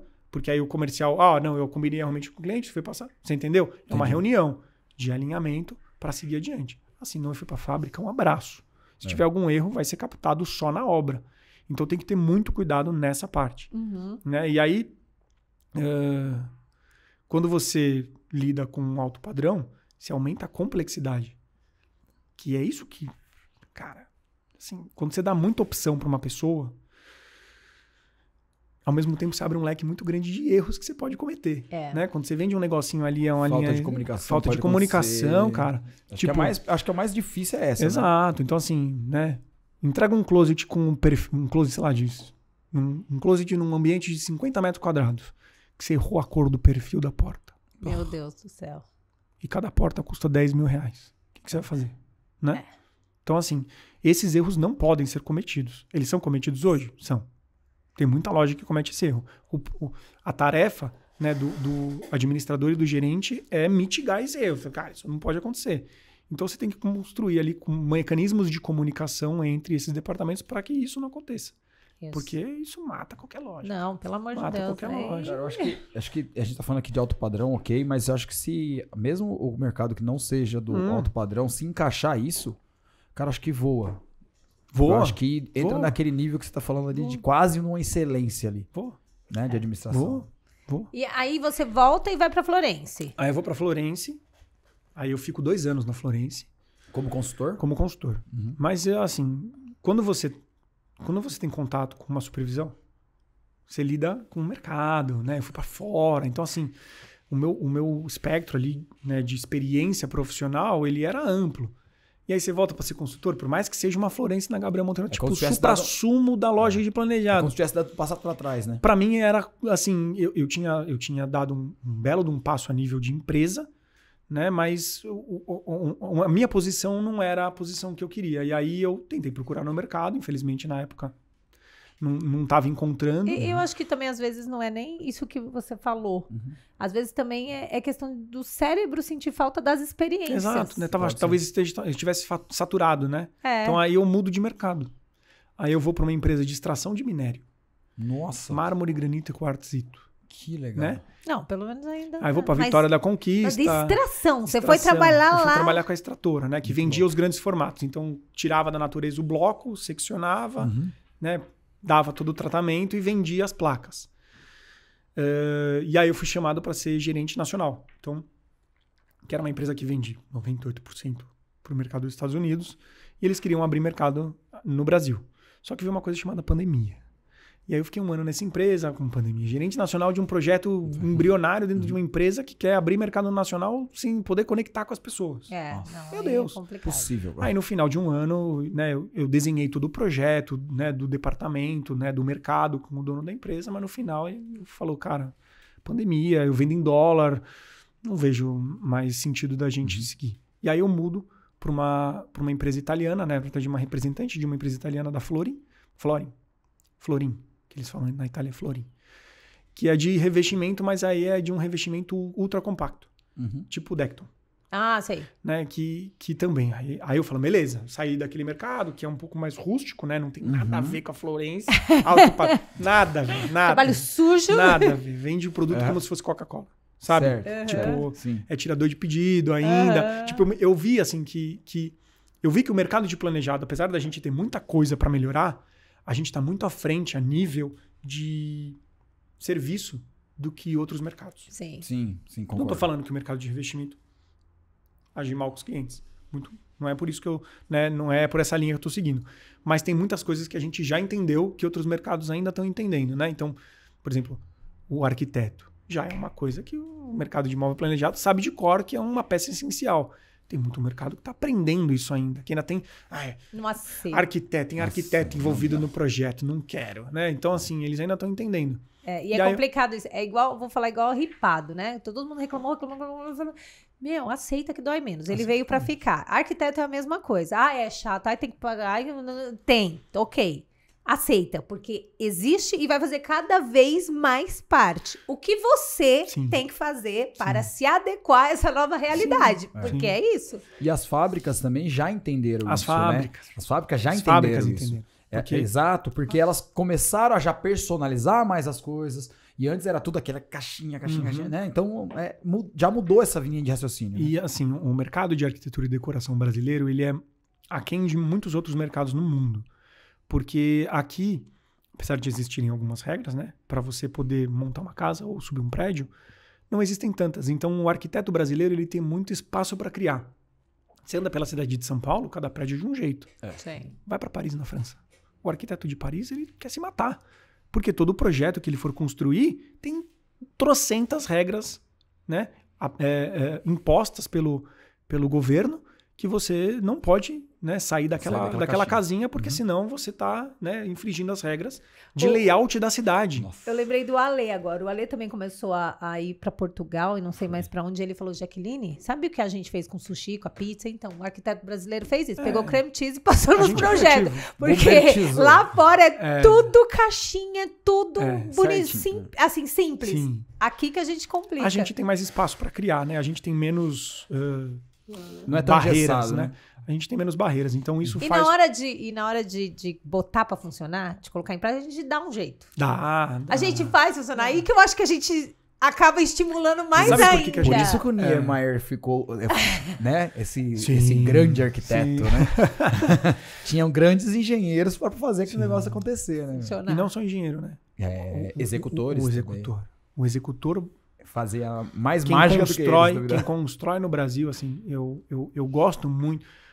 Sempre que eu estive envolvido com um projeto, assim, mesmo que eu não estivesse tocando eu a obra, né, como um arquiteto, decorador, mas na loja, eu sempre gostei de ir até o cara que está executando, porque esse cara, ele é o tangibilizador daquela mágica, né? É ele que vai construir. E se a gente sai de imóvel planejado para construção civil, caraca, o cara não sabe ler, mas ele sabe subir um prédio. Sim. Não, e os caras É um fazem poço. cálculos de escadas. Exato. De conhecimento, Exato. assim. Exato. E não estou falando que todo mundo que está no mercado é analfabeto, mas você encontra pessoas que não estudaram em universidades que têm conhecimento muito maior do que um engenheiro que está... O pai do Renato era pedreiro. Exato. E o Renato falou, ele Sem construiu... estudo nenhum, não É sabia uma escrever o faculdade. nome dele, cara. É uma faculdade. É. É uma E o faculdade. Renato falou, ele construía casas assim que... Até o Renato falava, não acredito que meu pai... Eu de tive- fazer conta, de saber quanto que você mistura com o quê, que tamanho que tem que ser a coluna. Eu né? presenciei uma vez uma discussão do meu pai com um engenheiro. E o engenheiro fez o projeto e falou, ó, faz assim. Ele falou, não vai funcionar, isso aqui vai cair. Isso aqui vai quebrar. E ficou aquela discussão enorme. Aí o engenheiro falou, você não sabe nem escrever, que não sei o quê. Falou desse jeito pra ele. Naquela época, Acredito. falava mesmo. Então não tinha essa questão de bullying que tem hoje, né? Aí o meu pai, ele discutiu com o cara, falou, tá bom, eu vou executar da sua forma, vai cair, e aí depois você compra mais produto pra eu poder fazer da forma que eu estou falando pra você. Exato. Foi feito desse jeito, caiu. Acredito. E não foi porque ele fez mal Acredito. feito, não, é porque caiu mesmo. Acredito. Sabe por quê? Porque ele já outras vezes Ele já fez. isso. e Exato. caiu. Então Exatamente é isso. simples. Então é E ali simples. a Ele gente tem tá falando da experiência. da experiência, né? E a gente tem muito disso, né? Porque é exatamente isso. Quando você constrói coisas diferentes, você aprende coisas diferentes, Sim. né? Então, como essa heterogeneia do mercado de arquitetura e decoração e civil do Brasil, ela tem poucas barreiras, o cara aprende a fazer tudo. Ele aprende a fazer qualquer tipo de estrutura. E isso dá experiência para o cara saber o que dá certo ou não. Pega um construtor lá de Paris e traz ele para São Paulo e faz ele construir uma obra que ele nunca construiu na vida. O cara morre. Vai cair. Vai cair. Vai cair. Então isso faz com que a gente tenha um capital intelectual muito rico, né? Sim. Por conta dessa diversidade. E isso faz parte também do mal planejado. Quando você vai... Eu tive uma obra, né? O meu escritório que abre das 8 horas em diante, ele normalmente atende amigos, né? A gente não tem... 8 horas da noite, 8 horas tá, da noite. gente? É. Tá falando. 8 horas da noite abre o escritório. Então, assim, eu tenho amigos hoje, não tenho nem tempo de prospectar clientes. Eles chegam E fala, mais faz pelos pra meus mim. ciclos. Tipo, Faz o amigo, pra pô, mim. comprei um apartamento, minha mãe, não sei o quê. E aí eu vou lá e aí eu pego o projeto e dou toda a assistência que eu consigo, né? Que é das 8 em diante e aos finais de semana. Legal. E eu tenho um casal de amigo meu que construiu montou um apartamento, né, que eu montei, e a gente fechou com a SCA. E o montador deles, eu até fui um pouco irresponsável assim, no projeto, vou falar, eu fui até um pouco irresponsável no projeto, porque assim, o nível de simetria que esse cara tinha que ter para montar aquilo que eu executei no projeto era muito grande. Eu fiquei até com um pouco de medo, porque ele era um ripado todo atravessado de horizontal. Sei. E aí, assim, a parede ela era toda, sabe? Tinha um monte de irregularidade, tinha chanfro, sabe? Não era uma obra simples. E o cara executou de um jeito que eu falei, meu, isso é muito bom no que você faz. Seu chefe sabe disso? Porque eu vou falar com a Lid e com a Lola, né? Eu fechei em Santos. Vou falar com a Lid e com a Lola, que você é um... Não, ele sabe. Eu até mandei um áudio na frente, ele falou assim, ó, Lola, o cara é o mágico, porque montar isso aqui não é fácil. E eu sei disso. Ótimo. Então, a gente depende muito dessas pessoas fantásticas que Além da existem no gente mercado. depender, eu acho muito legal a gente saber reconhecer. Reconhecer. Foi exatamente o que você Reconhecer. fez. Porque, Reconhecer. cara, a gente não reconhece, meu. Não. O pessoal é muito bom, você pega, aí descarta, pega outro. Aí você perde aquele cara bom por besteira. E não existe muita gente boa nesse mercado. Não tem, Não. cara, não tem. Não. A gente carece de capacitação para essas pessoas. Isso, no nosso mercado aqui de planejado, a gente tá falando de todos os pontos. Todos tá? os pontos. Todas as pontas, na verdade. Né? Todas as pontas. E é interessante o gestor, ele olhar e saber assim, o cara não vai vir pronto, perfeito. Sempre vai ter alguma coisa. Só que você pega aquele lado que você fala, o cara é muito bom, e você trabalha o restante. Exato. Sabe? E o cara, sei lá, ele é muito bom, mas ele se atrasa. Ok, vamos tentar trabalhar isso nele? O que eu preciso fazer? Como eu posso te ajudar? Exato. Eu preciso... Começa a transformar a mentalidade Entender do o que tá cara. acontecendo com ele. Às vezes ele atrasa por algum motivo. Sei lá, o filho dele tem que entrar na escola em tal horário. Isso, então você começa a tentar achar outras coisas. Agora, quando o cara é bom, pega e trabalha, gente. Eu tenho 2 exemplos para te dar nesse cenário, assim. A gerente que eu te comentei, que era da Delane e depois me trouxe para Florência, ela falava uma coisa. Ela falava, Edu, eu não me importo com o que você faz durante um mês, contanto que no final do mês você me traga o resultado que eu espero, a nível de quantidade e a nível de qualidade. Sim. Se você chega meio-dia e sai às 3, vendendo 500 pau no mês, Tá ótimo. tá ótimo, né? Tá ótimo. Então, assim, a gente às vezes tem que entender que cada pessoa vai ter ali alguma peculiaridade da vida pessoal que vai impactar na vida profissional, que não tem que ser ferra-fogo. Eu trabalho hoje numa empresa que é a pessoa que me dá assistência, ela trabalha home office, porque ela tem aspectos da vida pessoal dela que não deixam ela ficar indo pro escritório toda hora. E ela pediu, ela é tão boa que ela pediu 3 vezes demissão pro meu chefe e o meu chefe não demitiu ela. Aí ele entendeu. No final ele entendeu, ele falou assim, ela é boa no que ela faz, ela entrega o resultado, mas eu vou deixar ela trabalhar dentro de casa exatamente porque ela não precisa vir pro escritório. É isso. Porque se ela vai pro escritório, ela não vai trabalhar tão bem quanto ela trabalha. É isso. É isso. Então é isso. Então, Tá vendo? Ele foi um ótimo gestor. Ele foi um ótimo gestor. Então, assim, ele entendeu que algum aspecto da vida dela não encaixa se ela for pro escritório todo dia. Isso. Então, às vezes, a gente tem que ter um pouco de flexibilidade. Num mercado que não é fácil, móvel planejar não é fácil. Não. Não é fácil. Não. Né? Não é fácil, mas, cara, eu acho que a gente já tá num nível, assim, a gente passou desse nível, na verdade.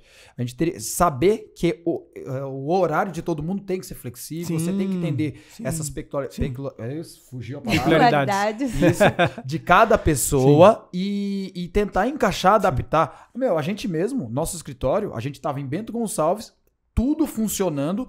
Aí tem a projetista executiva que trabalha de casa, tem uma menina que me ajuda com o projeto inicial, trabalha de casa. Acho que só os montadores que não dá, mas... Montar de casa não inventaram ainda. Não rolou ainda, mas se volta... No metaverso rolar, vai dar. Talvez dê.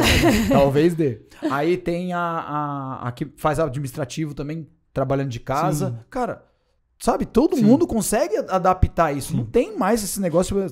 é obrigação chegar 9 horas e sair às 6. Só que tem gente que gosta de ir pro escritório. Sim. Aí E também tá tudo bem. Tem gente que precisa ser mandado. Tem gente que precisa ter alguém ali, ó.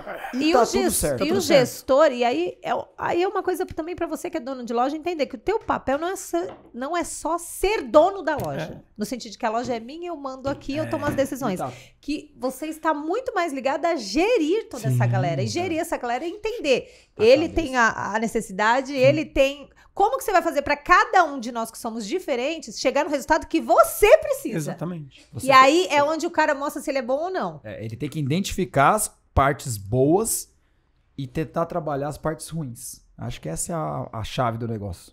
Não é nem parte ruim, né? Pontos a melhorar. Pontos a melhorar. Boa, melhorou. É isso Pontos aí. a melhorar. Mas, e todo mundo tem isso, né? Todos. Quando a RH vai te perguntar qual é os seus pontos positivos e os seus pontos negativos, né? Assim, todo mundo tem. Claro, não adianta. com certeza. Então, assim... E hoje, a empresa que você trabalha em 2 empresas, gente, vamos entender. Hoje eu trabalho com tapete. Com tapete, legal. Não saiu ainda da decoração. Não saiu da decoração, a parte mas... comercial. Isso. Ou que você fica lá Mas eu criando ainda... os tapetes. Não.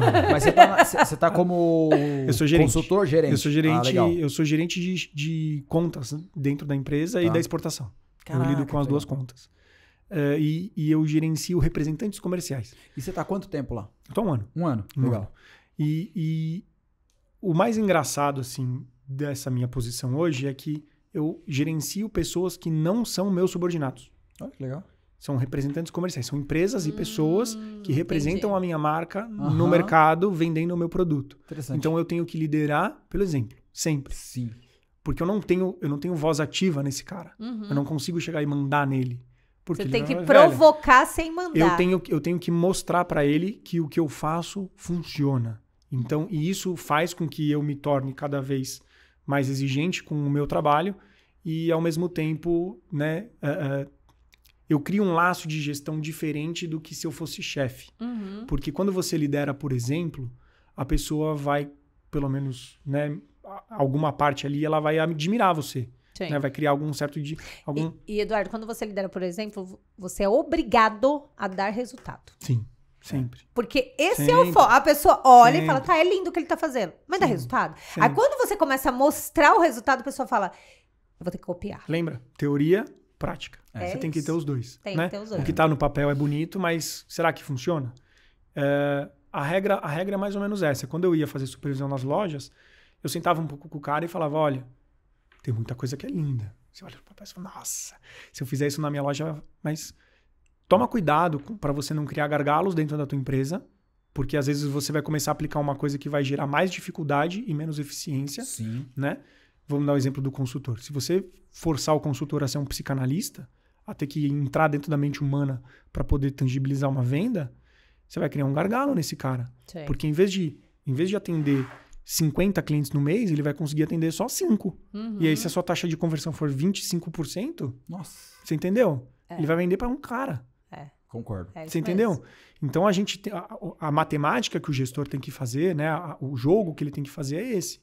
O quanto eu sacrifico, né, do capital intelectual para ganhar eficiência. Né? Imagina, vamos dar um exemplo assim. Se cada consultor tivesse que despender 5 horas de atendimento para dar uma chance de 60%, 60% de chance de fechar um negócio. 5 horas. Só que se ele ficar 10 horas com o cliente, ele tem 62. O que vale a pena? As 5 horas, claro. Você não vai fazer o cara ganhar mais 5 horas de atendimento para ganhar mais 2% de chance de fechar o negócio. Essa é a matemática. Né? Então é isso que eu estava falando para vocês no começo. O cara tem que ter um repertório amplo, o cara tem que conhecer bastante coisa, mas não enfia muita coisa dentro daquela caixa, porque quando você entender que você precisa colocar mais alguma coisa, não cabe. É aquilo que você falou, cara. É o mais simples possível. Simples. Tem um livro, eu fui jogador de rugby durante muito tempo. E o All Blacks, que é a seleção da Nova Zelândia, eles são a referência no mundo. Né? Assim, durante muito tempo, hoje nem tanto, mas durante muito tempo eles foram os melhores do mundo. Assim, imbatível. Era como se fosse o Brasil, assim, meter 10-0 em todo mundo, em todo jogo. Certo. Sabe? E existe um livro que fala sobre a metodologia de trabalho da seleção da Nova Zelândia. E o resumo é, faça o básico bem feito. Faça o básico bem feito. Depois que você fizer o básico bem feito, aí você dá espaço para o talento e para a magia. Eles tinham ótimos jogadores, eram excelentes a nível de talento, né? Então, mas o básico bem feito eles fazem. E aí depois, quando você faz o básico bem feito, você, né, tenta outras coisas ali e normalmente acerta. Porque quando você faz o básico bem feito, você entende bem o que você está fazendo. E falando em mercado dos planejados, 95% não faz. Não faz. Então, se você fizer, você vai se destacar, com certeza. E aí eu entro, né, assim, quando eu saio da Florência, eu abro o meu escritório e aí eu passo pro outro lado da mesa e aí eu começo a experienciar dores que eu não sentia antes. Porque quando você vende um móvel planejado, quando você está ligado na venda, mas do lado da empresa, você tem as dores da empresa, você tem as dores do cargo, mas você não entende o outro lado. E aí hoje eu, né, há pouco tempo comecei a tocar as obras, eu e o cliente, sendo o cliente. Né? Porque o arquiteto ele acaba sendo uma peça cliente dentro do processo. São outras dores. Lógico. Né? Tem algumas dicas para dar para os consultores. Primeira coisa, se você receber um móvel, um projeto de um arquiteto, não muda o projeto. Sem falar com o cara. Né? Então, assim, o arquiteto teve todo o trabalho. Pensa que você tem um trabalho grande de fazer briefing com o cliente. O arquiteto vai entregar isso mastigado para você num projeto, se ele fizer um bom trabalho. Né? Mas se ele fez um bom trabalho e entregou mastigado para você, você vai executar o projeto dele. Ele te tirou ali pelo menos umas 3-4 horas que você ia investir dentro desse cliente para desenvolver um projeto. Ou até para fazer briefing, sabe? Exato. A coisa vem mastigada. Se o arquiteto for parceiro... E o cliente já comprou aquilo, né? Aí você chega... Você vai fazer o cliente descomprar... Já rolou muita conversa. Rolou muita conversa. O cara já bateu muito papo ali com o arquiteto para definir as coisas.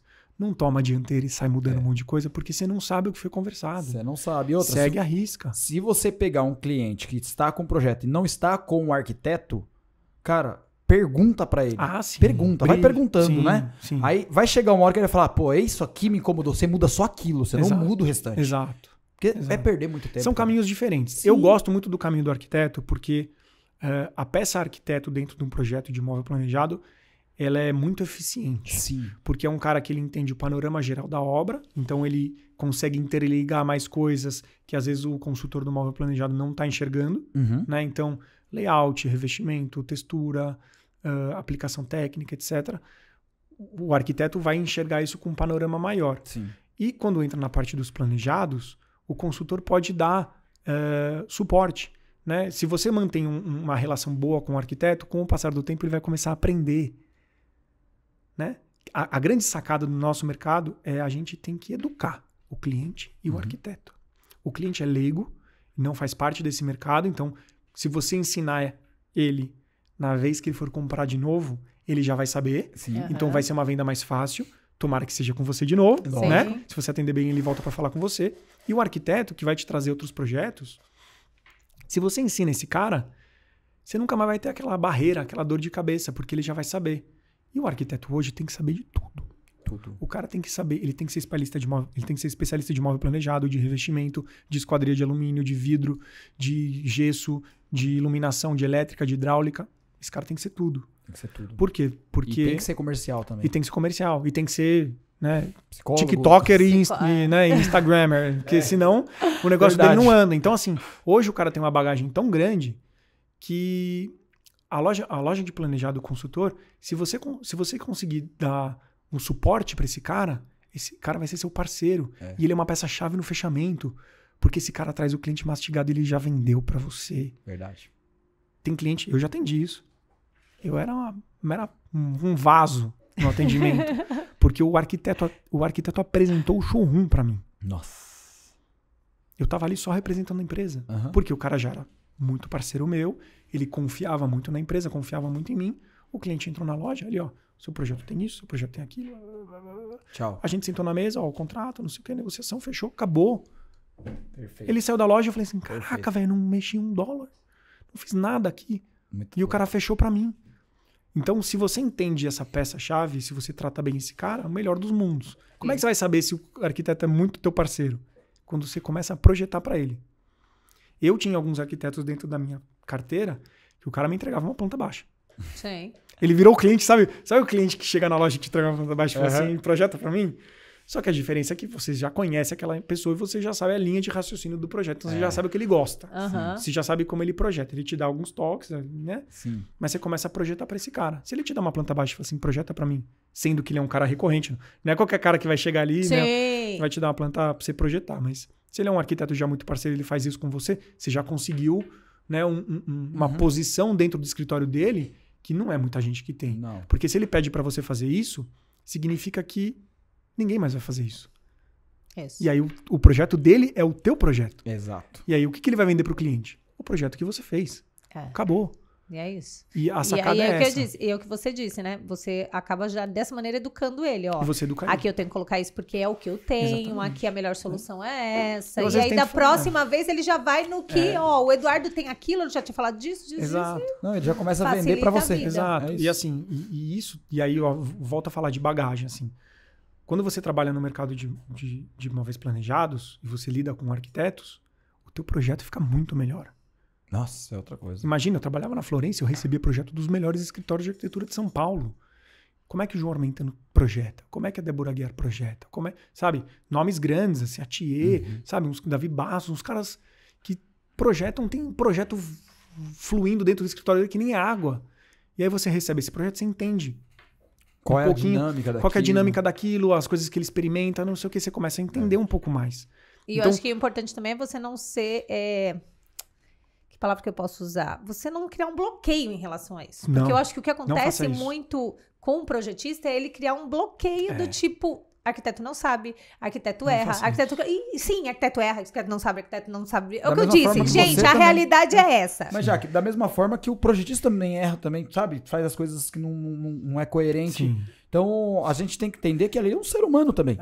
Você aceita muito mais E ele vai fácil, errar, você pensa ele vai assim, errar. E eu, Agora, eu acho que se você não criar o bloqueio, você consegue fazer o que aconteceu contigo. Uhum. Você consegue aprender mais, consegue Você aproveitar suga, né? mais. E vou te falar uma coisa, espere ele errar. E quando ele errar, apoie esse cara. Vê se ele não vira seu parceiro. É, A maior dor do arquiteto hoje é quando ele erra e a loja tá cagando pra ele. sim. Ah, o erro é seu. Você que assume. É isso aí. Não tô falando, obviamente, se o cara, né, cometeu um erro monumental ali, você vai ter que absorver toda a parte financeira do erro dele. Não.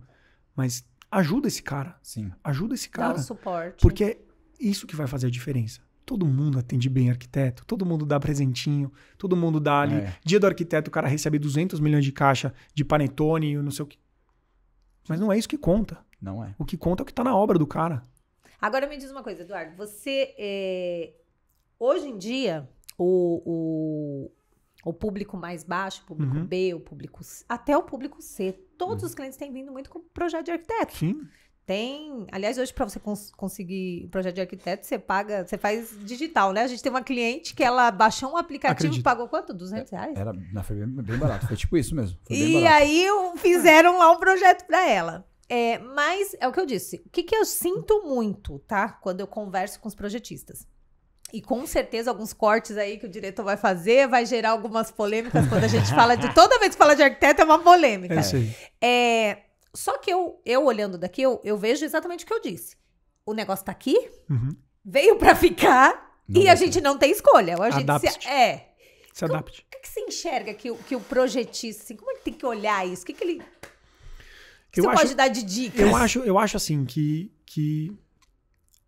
a demanda, ela aparece, né? E como você falou assim, o arquiteto antes ele era do mercado AAA, né? Que eram poucos, não eram muitos. A profissão começa a ser disseminada. Arquiteto hoje não necessariamente vai se envolver com obra civil, prédio, casa. Ele começa a dar uma vertente para arquitetura de interiores. Isso começa a dar um buzz muito grande de mercado, as pessoas começam a se envolver nessa área. O arquiteto toma a posição do decorador, porque hoje a demanda dentro de uma casa ela é muito mais complexa do que né, antigamente. E aí, com isso, a profissão arquiteto começa a crescer dentro do mercado.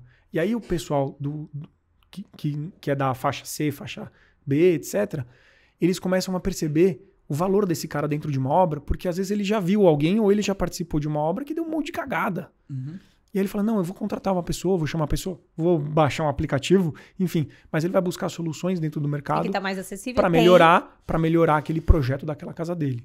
Qualquer facilitador é bom e o arquiteto é um bom facilitador. E é isso que o consultor tem que entender. Você tendo esse facilitador, ele vai te cortar caminho de um monte de coisa e vai te livrar de um monte de dor de cabeça. Primeira coisa que o arquiteto faz para você, que às vezes a gente não pensa. Você já recebeu o projeto, planta de apartamento que não pertence ao cliente? Não. Eu já, muitas vezes. Não. Quando é com arquiteto. Quando é sem arquiteto. Sem arquiteto. Sim. O cliente chega e te entrega uma planta, e aí você projeta, vai atender ele e fala, não comprei o apartamento ainda. Eu já fiz, já aconteceu isso comigo, no começo, né? Depois a gente cria experiência, a gente sabe quem que tem e quem não tem. Sim. Nenhum projeto de arquiteto vai vir de uma pessoa que não tem aquela casa, porque ele contratou um arquiteto. Então, já começa por aí, o projeto existe, ponto. Né? Aí, normalmente o cliente está num momento de compra. Exato. Então, assim, ele te dá timing. Quando o arquiteto aparece na tua loja, você não perde timing. Porque o arquiteto, ele dificilmente vai te passar uma obra que vai ser concretizada daqui 3 anos. Ele não vai fazer orçamento de marcenaria agora. Ele não vai perder o tempo dele, Ele não vai perder o tempo dele, entendeu? Então, assim, o arquiteto, ele também começa a entender o timing da obra e aparecer na loja no momento certo. Então, o consultor, ele não vai ter aquela carteira fria, né? Do cara que tá ali há 6 meses, que você liga e o cara fala, não sei. Não, o arquiteto vai te aprazar com mais facilidade. Para quando que é a obra? Você começa a construir o fluxo. Para o lojista entender isso é muito importante. Para o consultor também. Porque aí você começa a montar o aprazamento real da tua carteira. Porque o arquiteto começa a te passar informação estratégica da obra, que é muito importante para você não errar o time na venda. Né? Senta com o cliente e começa a negociar com ele, sendo que ele não quer comprar, não está preparado para comprar ainda. Tá todo mundo perdendo tempo. O timing é muito importante. E o arquiteto te dá isso. E aí eu tenho uma questão aqui. Pro cara, pro lojista ali, ele conseguir fazer essa parceria com o arquiteto, para ele mostrar essa confiança pro arquiteto, o que você acha que ele deveria fazer? Tem 2 coisas. Eu gosto de seguir 2 caminhos, né? A primeira coisa que eu falo muito para lojista é assim, pense a médio e longo prazo. Não tô falando para você não assediar os arquitetos que são importantes dentro da tua praça, né? Os bons arquitetos com escritórios grandes, é legal você fazer contato com esse cara? Mas não deixa de pensar no pequeno. Não deixa de pensar no cara que está começando. Porque esse cara, daqui menos tempo do que você imagina, pode crescer pra caramba. Eu já vi muito arquiteto, muito recém-formado que vai para um escritório de arquitetura, entende as coisas rápido, abre o dele e ele explode. Se você tá do lado desse cara, ele vai te amar pra sempre.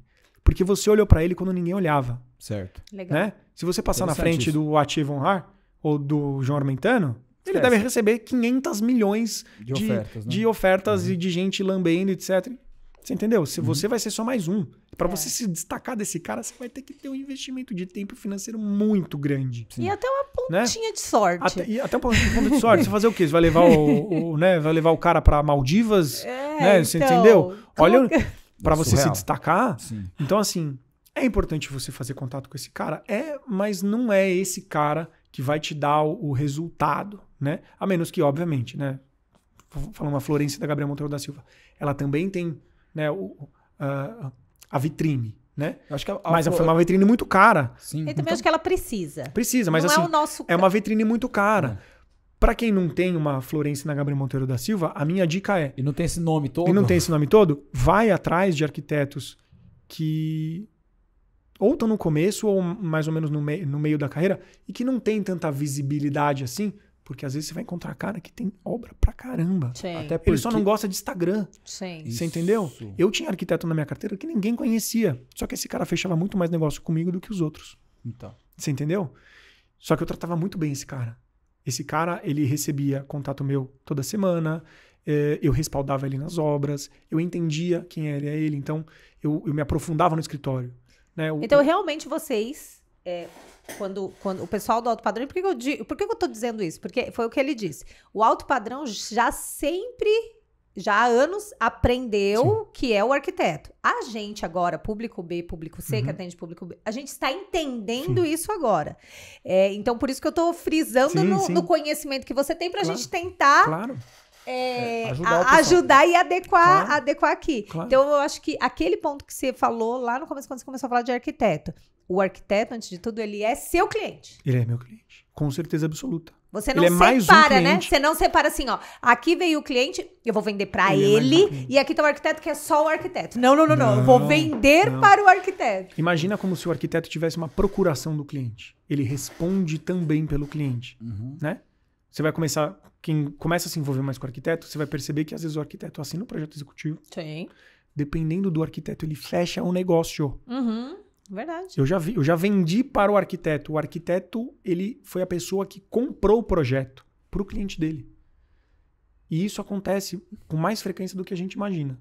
Então, para o consultor, para o lojista que está começando a se envolver com esse mercado agora, entenda que isso não é uma barreira. Isso é um facilitador. Isso no alto padrão acontece com mais frequência ou não? De Essa que questão do arquiteto resolver para o cliente. Mais do que vocês imaginam. Porque eu imagino que sim, até porque normalmente, na minha cabeça, seria isso. O cliente às vezes não tem interesse de ir atrás e também não tem o tempo dele para poder fazer aquilo. Que quando coloca no papel lá, o tempo dele vale muito. Mais a pena de pagar para um cara. Eu gostei do teu projeto, segue aí. Dentro do altíssimo padrão, né? Falando aí de obras que vão sair de 500 pau para cima, só de imóvel, né? Você tem os dois cenários. Você tem o cara que não tem tempo, porque ele tem muito dinheiro, porque ele vende caro o tempo dele. Sim. Então, né, é um executivo, ou é um dono, ou é alguma coisa. Sim. Uma pessoa que não tem tempo de resolver as coisas. Ou é uma pessoa que tem bastante tempo para resolver, né, que já é uma pessoa já bem estabilizada, etc. Então, você vai ter normalmente os dois cenários. E os dois cenários têm cada jeito de trabalhar. Se o cliente está disponível ali para se envolver com o projeto, você vai ter dois clientes, o arquiteto e o cliente final, que é uma coisa boa, porque você consegue ter um pouco mais de contato com o cliente, então você consegue entender um pouquinho de como vai ser o atendimento. Mas ao mesmo tempo, do outro lado, onde você não tem tanto contato com o cliente, o dia que ele aparecer, ele veio para resolver. Ele não vai perder tempo, entendeu? Então, se ele sentar na tua... É um cliente que nunca apareceu. Ele está 2 meses ali, projeto, não sei o quê, ajuste, né? A arquiteto fala, ele vai chegar no sábado às 10 horas da manhã, esteja pronto. A hora que ele chegar, ele veio para fechar. Para fechar. Ele nunca apareceu na loja. Você não vai ter possibilidade de entender muito bem quem é esse cliente. E aí, então, você me respondeu a pergunta, que é aquilo. Se você não tratar o arquiteto como cliente, o cliente nunca vai vir. Exatamente. Porque quem vai provocar o cliente a vir é o arquiteto. Ele é o vendedor externo. Isso. Ele é o vendedor externo. E outra, se esse cliente que nunca vai aparecer... A gente tem que tirar essa coisa que a gente tá na Não, cabeça. Eu não tô falando faço. pra você aí, viu? Pra todos, gente, tá? é Pra todos. E assim, o arquiteto, para esse cliente que não aparece, ele é muito importante porque ele vai te passar as informações. Ó, ele gosta disso, ele não gosta daquilo, ele é desse jeito. Quando você for apresentar, ó, não pode ser muito demorado, hein? Não, tem que ser uma coisa em 20 minutos. Ele vai te passar essas informações, você vai errar menos. Eu vou te dizer, Eduardo, qual é o teu assinador do lado de cá? Você sempre, pela sua história que você contou, você sempre acabou trabalhando com alto padrão. Com médio. Sim. Com alto padrão. Sim. Se não for o Sim. AA, mas foi pelo Sim. menos o A. Sim. A Delano, em alguns momentos, você pega B? Pega. Mas ela, quando Delano a fábrica quis Sim. ir pro A. Sim. Então, tá. Você sempre teve isso. O pessoal que tá do lado de cá, o que tem acontecido muito e onde é a nossa dor? Uhum. É muita procura Tá.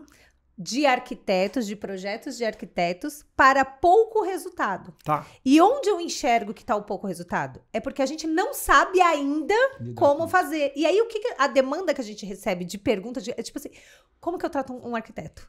Como que eu faço para o arquiteto comprar comigo? Ó, os arquitetos, o que eles fazem? Eles vêm, mandam e-mail ou mandam WhatsApp, mandam dizer que eu quero o orçamento. Você manda o orçamento, o cara some nunca mais. Não é muito diferente de um cliente, tá? Vou dar um exemplo. Por exemplo, se você tem uma loja no shopping e você recebe aqueles clientes que deixam uma planta e vai embora, não é muito diferente de um arquiteto. O que você vai fazer com esse cara? Você vai projetar?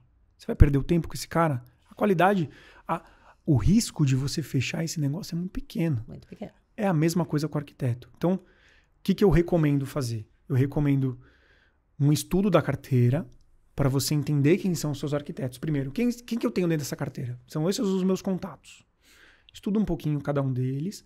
Vê quem tem similaridade com a tua loja, com o teu negócio, com a tua marca, quem combina. Parte desse princípio. Aí você vai começar a fazer um contato mais direto com esses caras, não pedindo projeto, tentando entender quem eles são. A partir do momento que você entender quem é esse escritório, quem é essa pessoa, em que momento de vida ela tá, aí sim você vai começar a se envolver com obra. Traz para fazer treinamento, chama para fazer evento na loja, se aproxima um pouco mais desse cara, porque senão ele vai ficar te mandando e-mail para você ser mais um orçamento, porque ele vai mostrar. Porque imagina o seguinte, quem decide é o cliente que vai comprar. Se você nunca viu o cliente, nunca viu o arquiteto, qual que é a tua chance de fechar o negócio? Zero. Ninguém vai comprar com você desse jeito. Você precisa do atendimento pessoal. Eu, quando era consultor, eu ia muito no escritório de arquitetura. Então eu ligava para o arquiteto e falava, olha, eu sou dessa empresa, não sei o que lá, eu recebi teu contato, tal, tenho aqui um negócio para te levar aí. Né?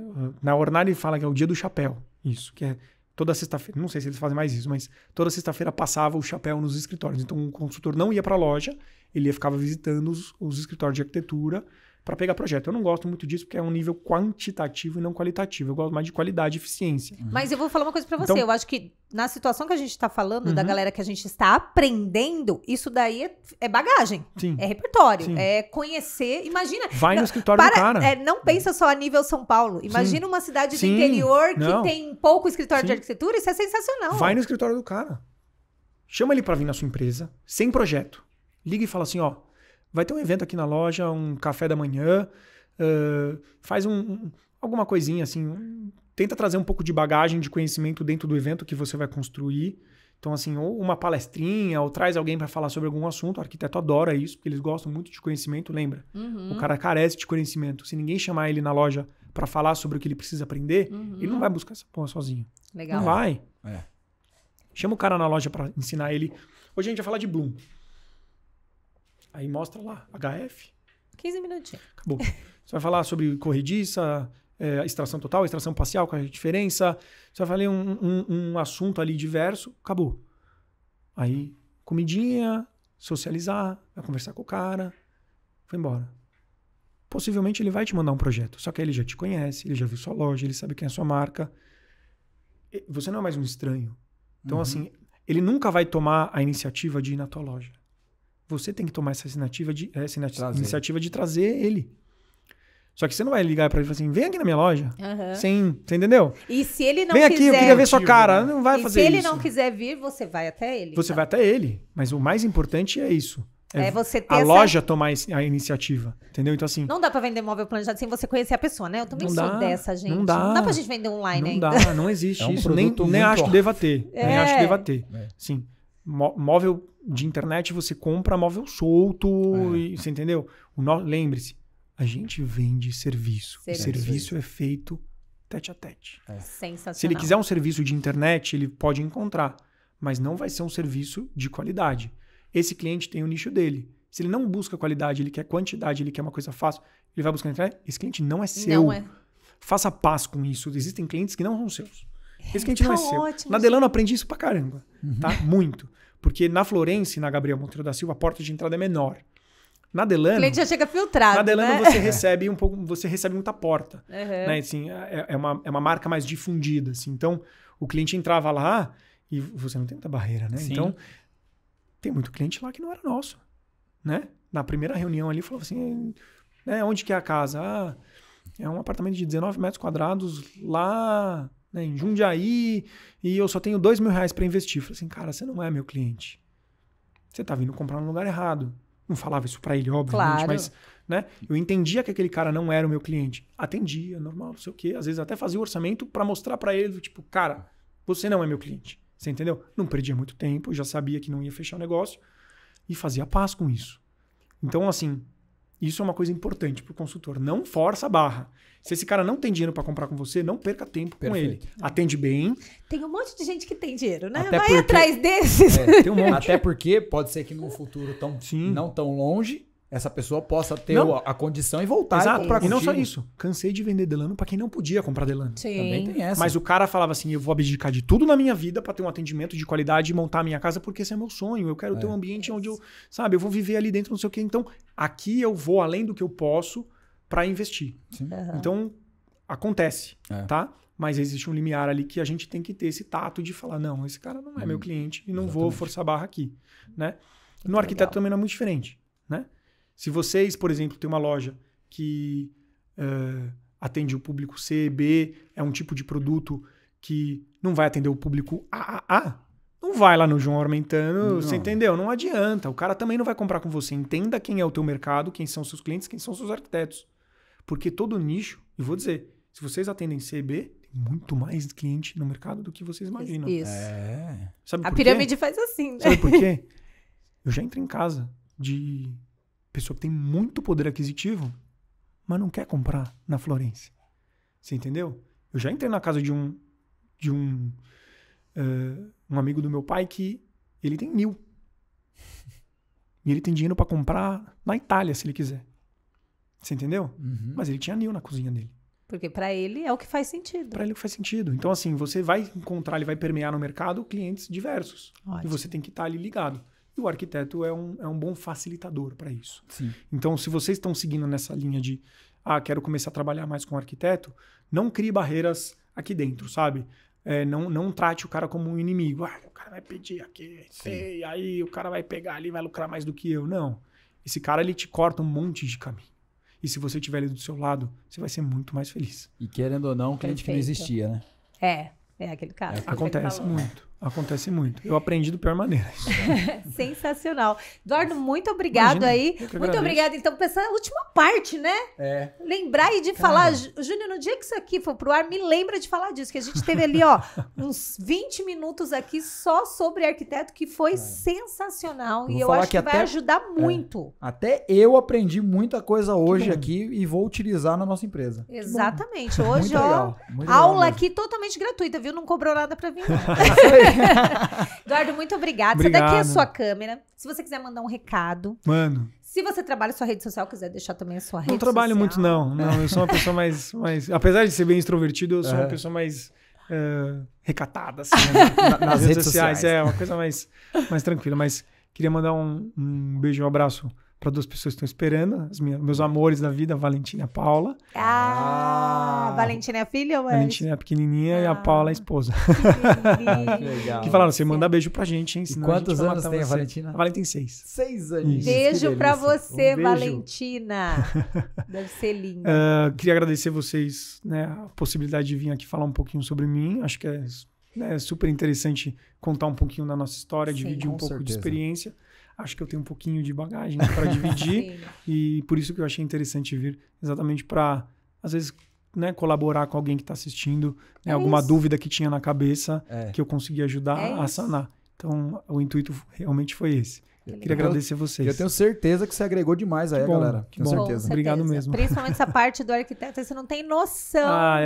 É uma dor enorme, né? É uma dor enorme. Mas a gente vai aprender. A gente vai aprender. Fiquem tranquilos. Bom, gente, então é isso aí. Muito obrigado você aí por assistir mais um episódio. Começamos então o ano, ó, já começamos daquele jeito, hein? Esse ano promete, de repente seu janeiro não foi bom, mas ó, 2023 vamos fazer diferente. É isso aí, ó, vai pra cima só. Tá bom? Tchau, tchau, galera. Até o próximo episódio.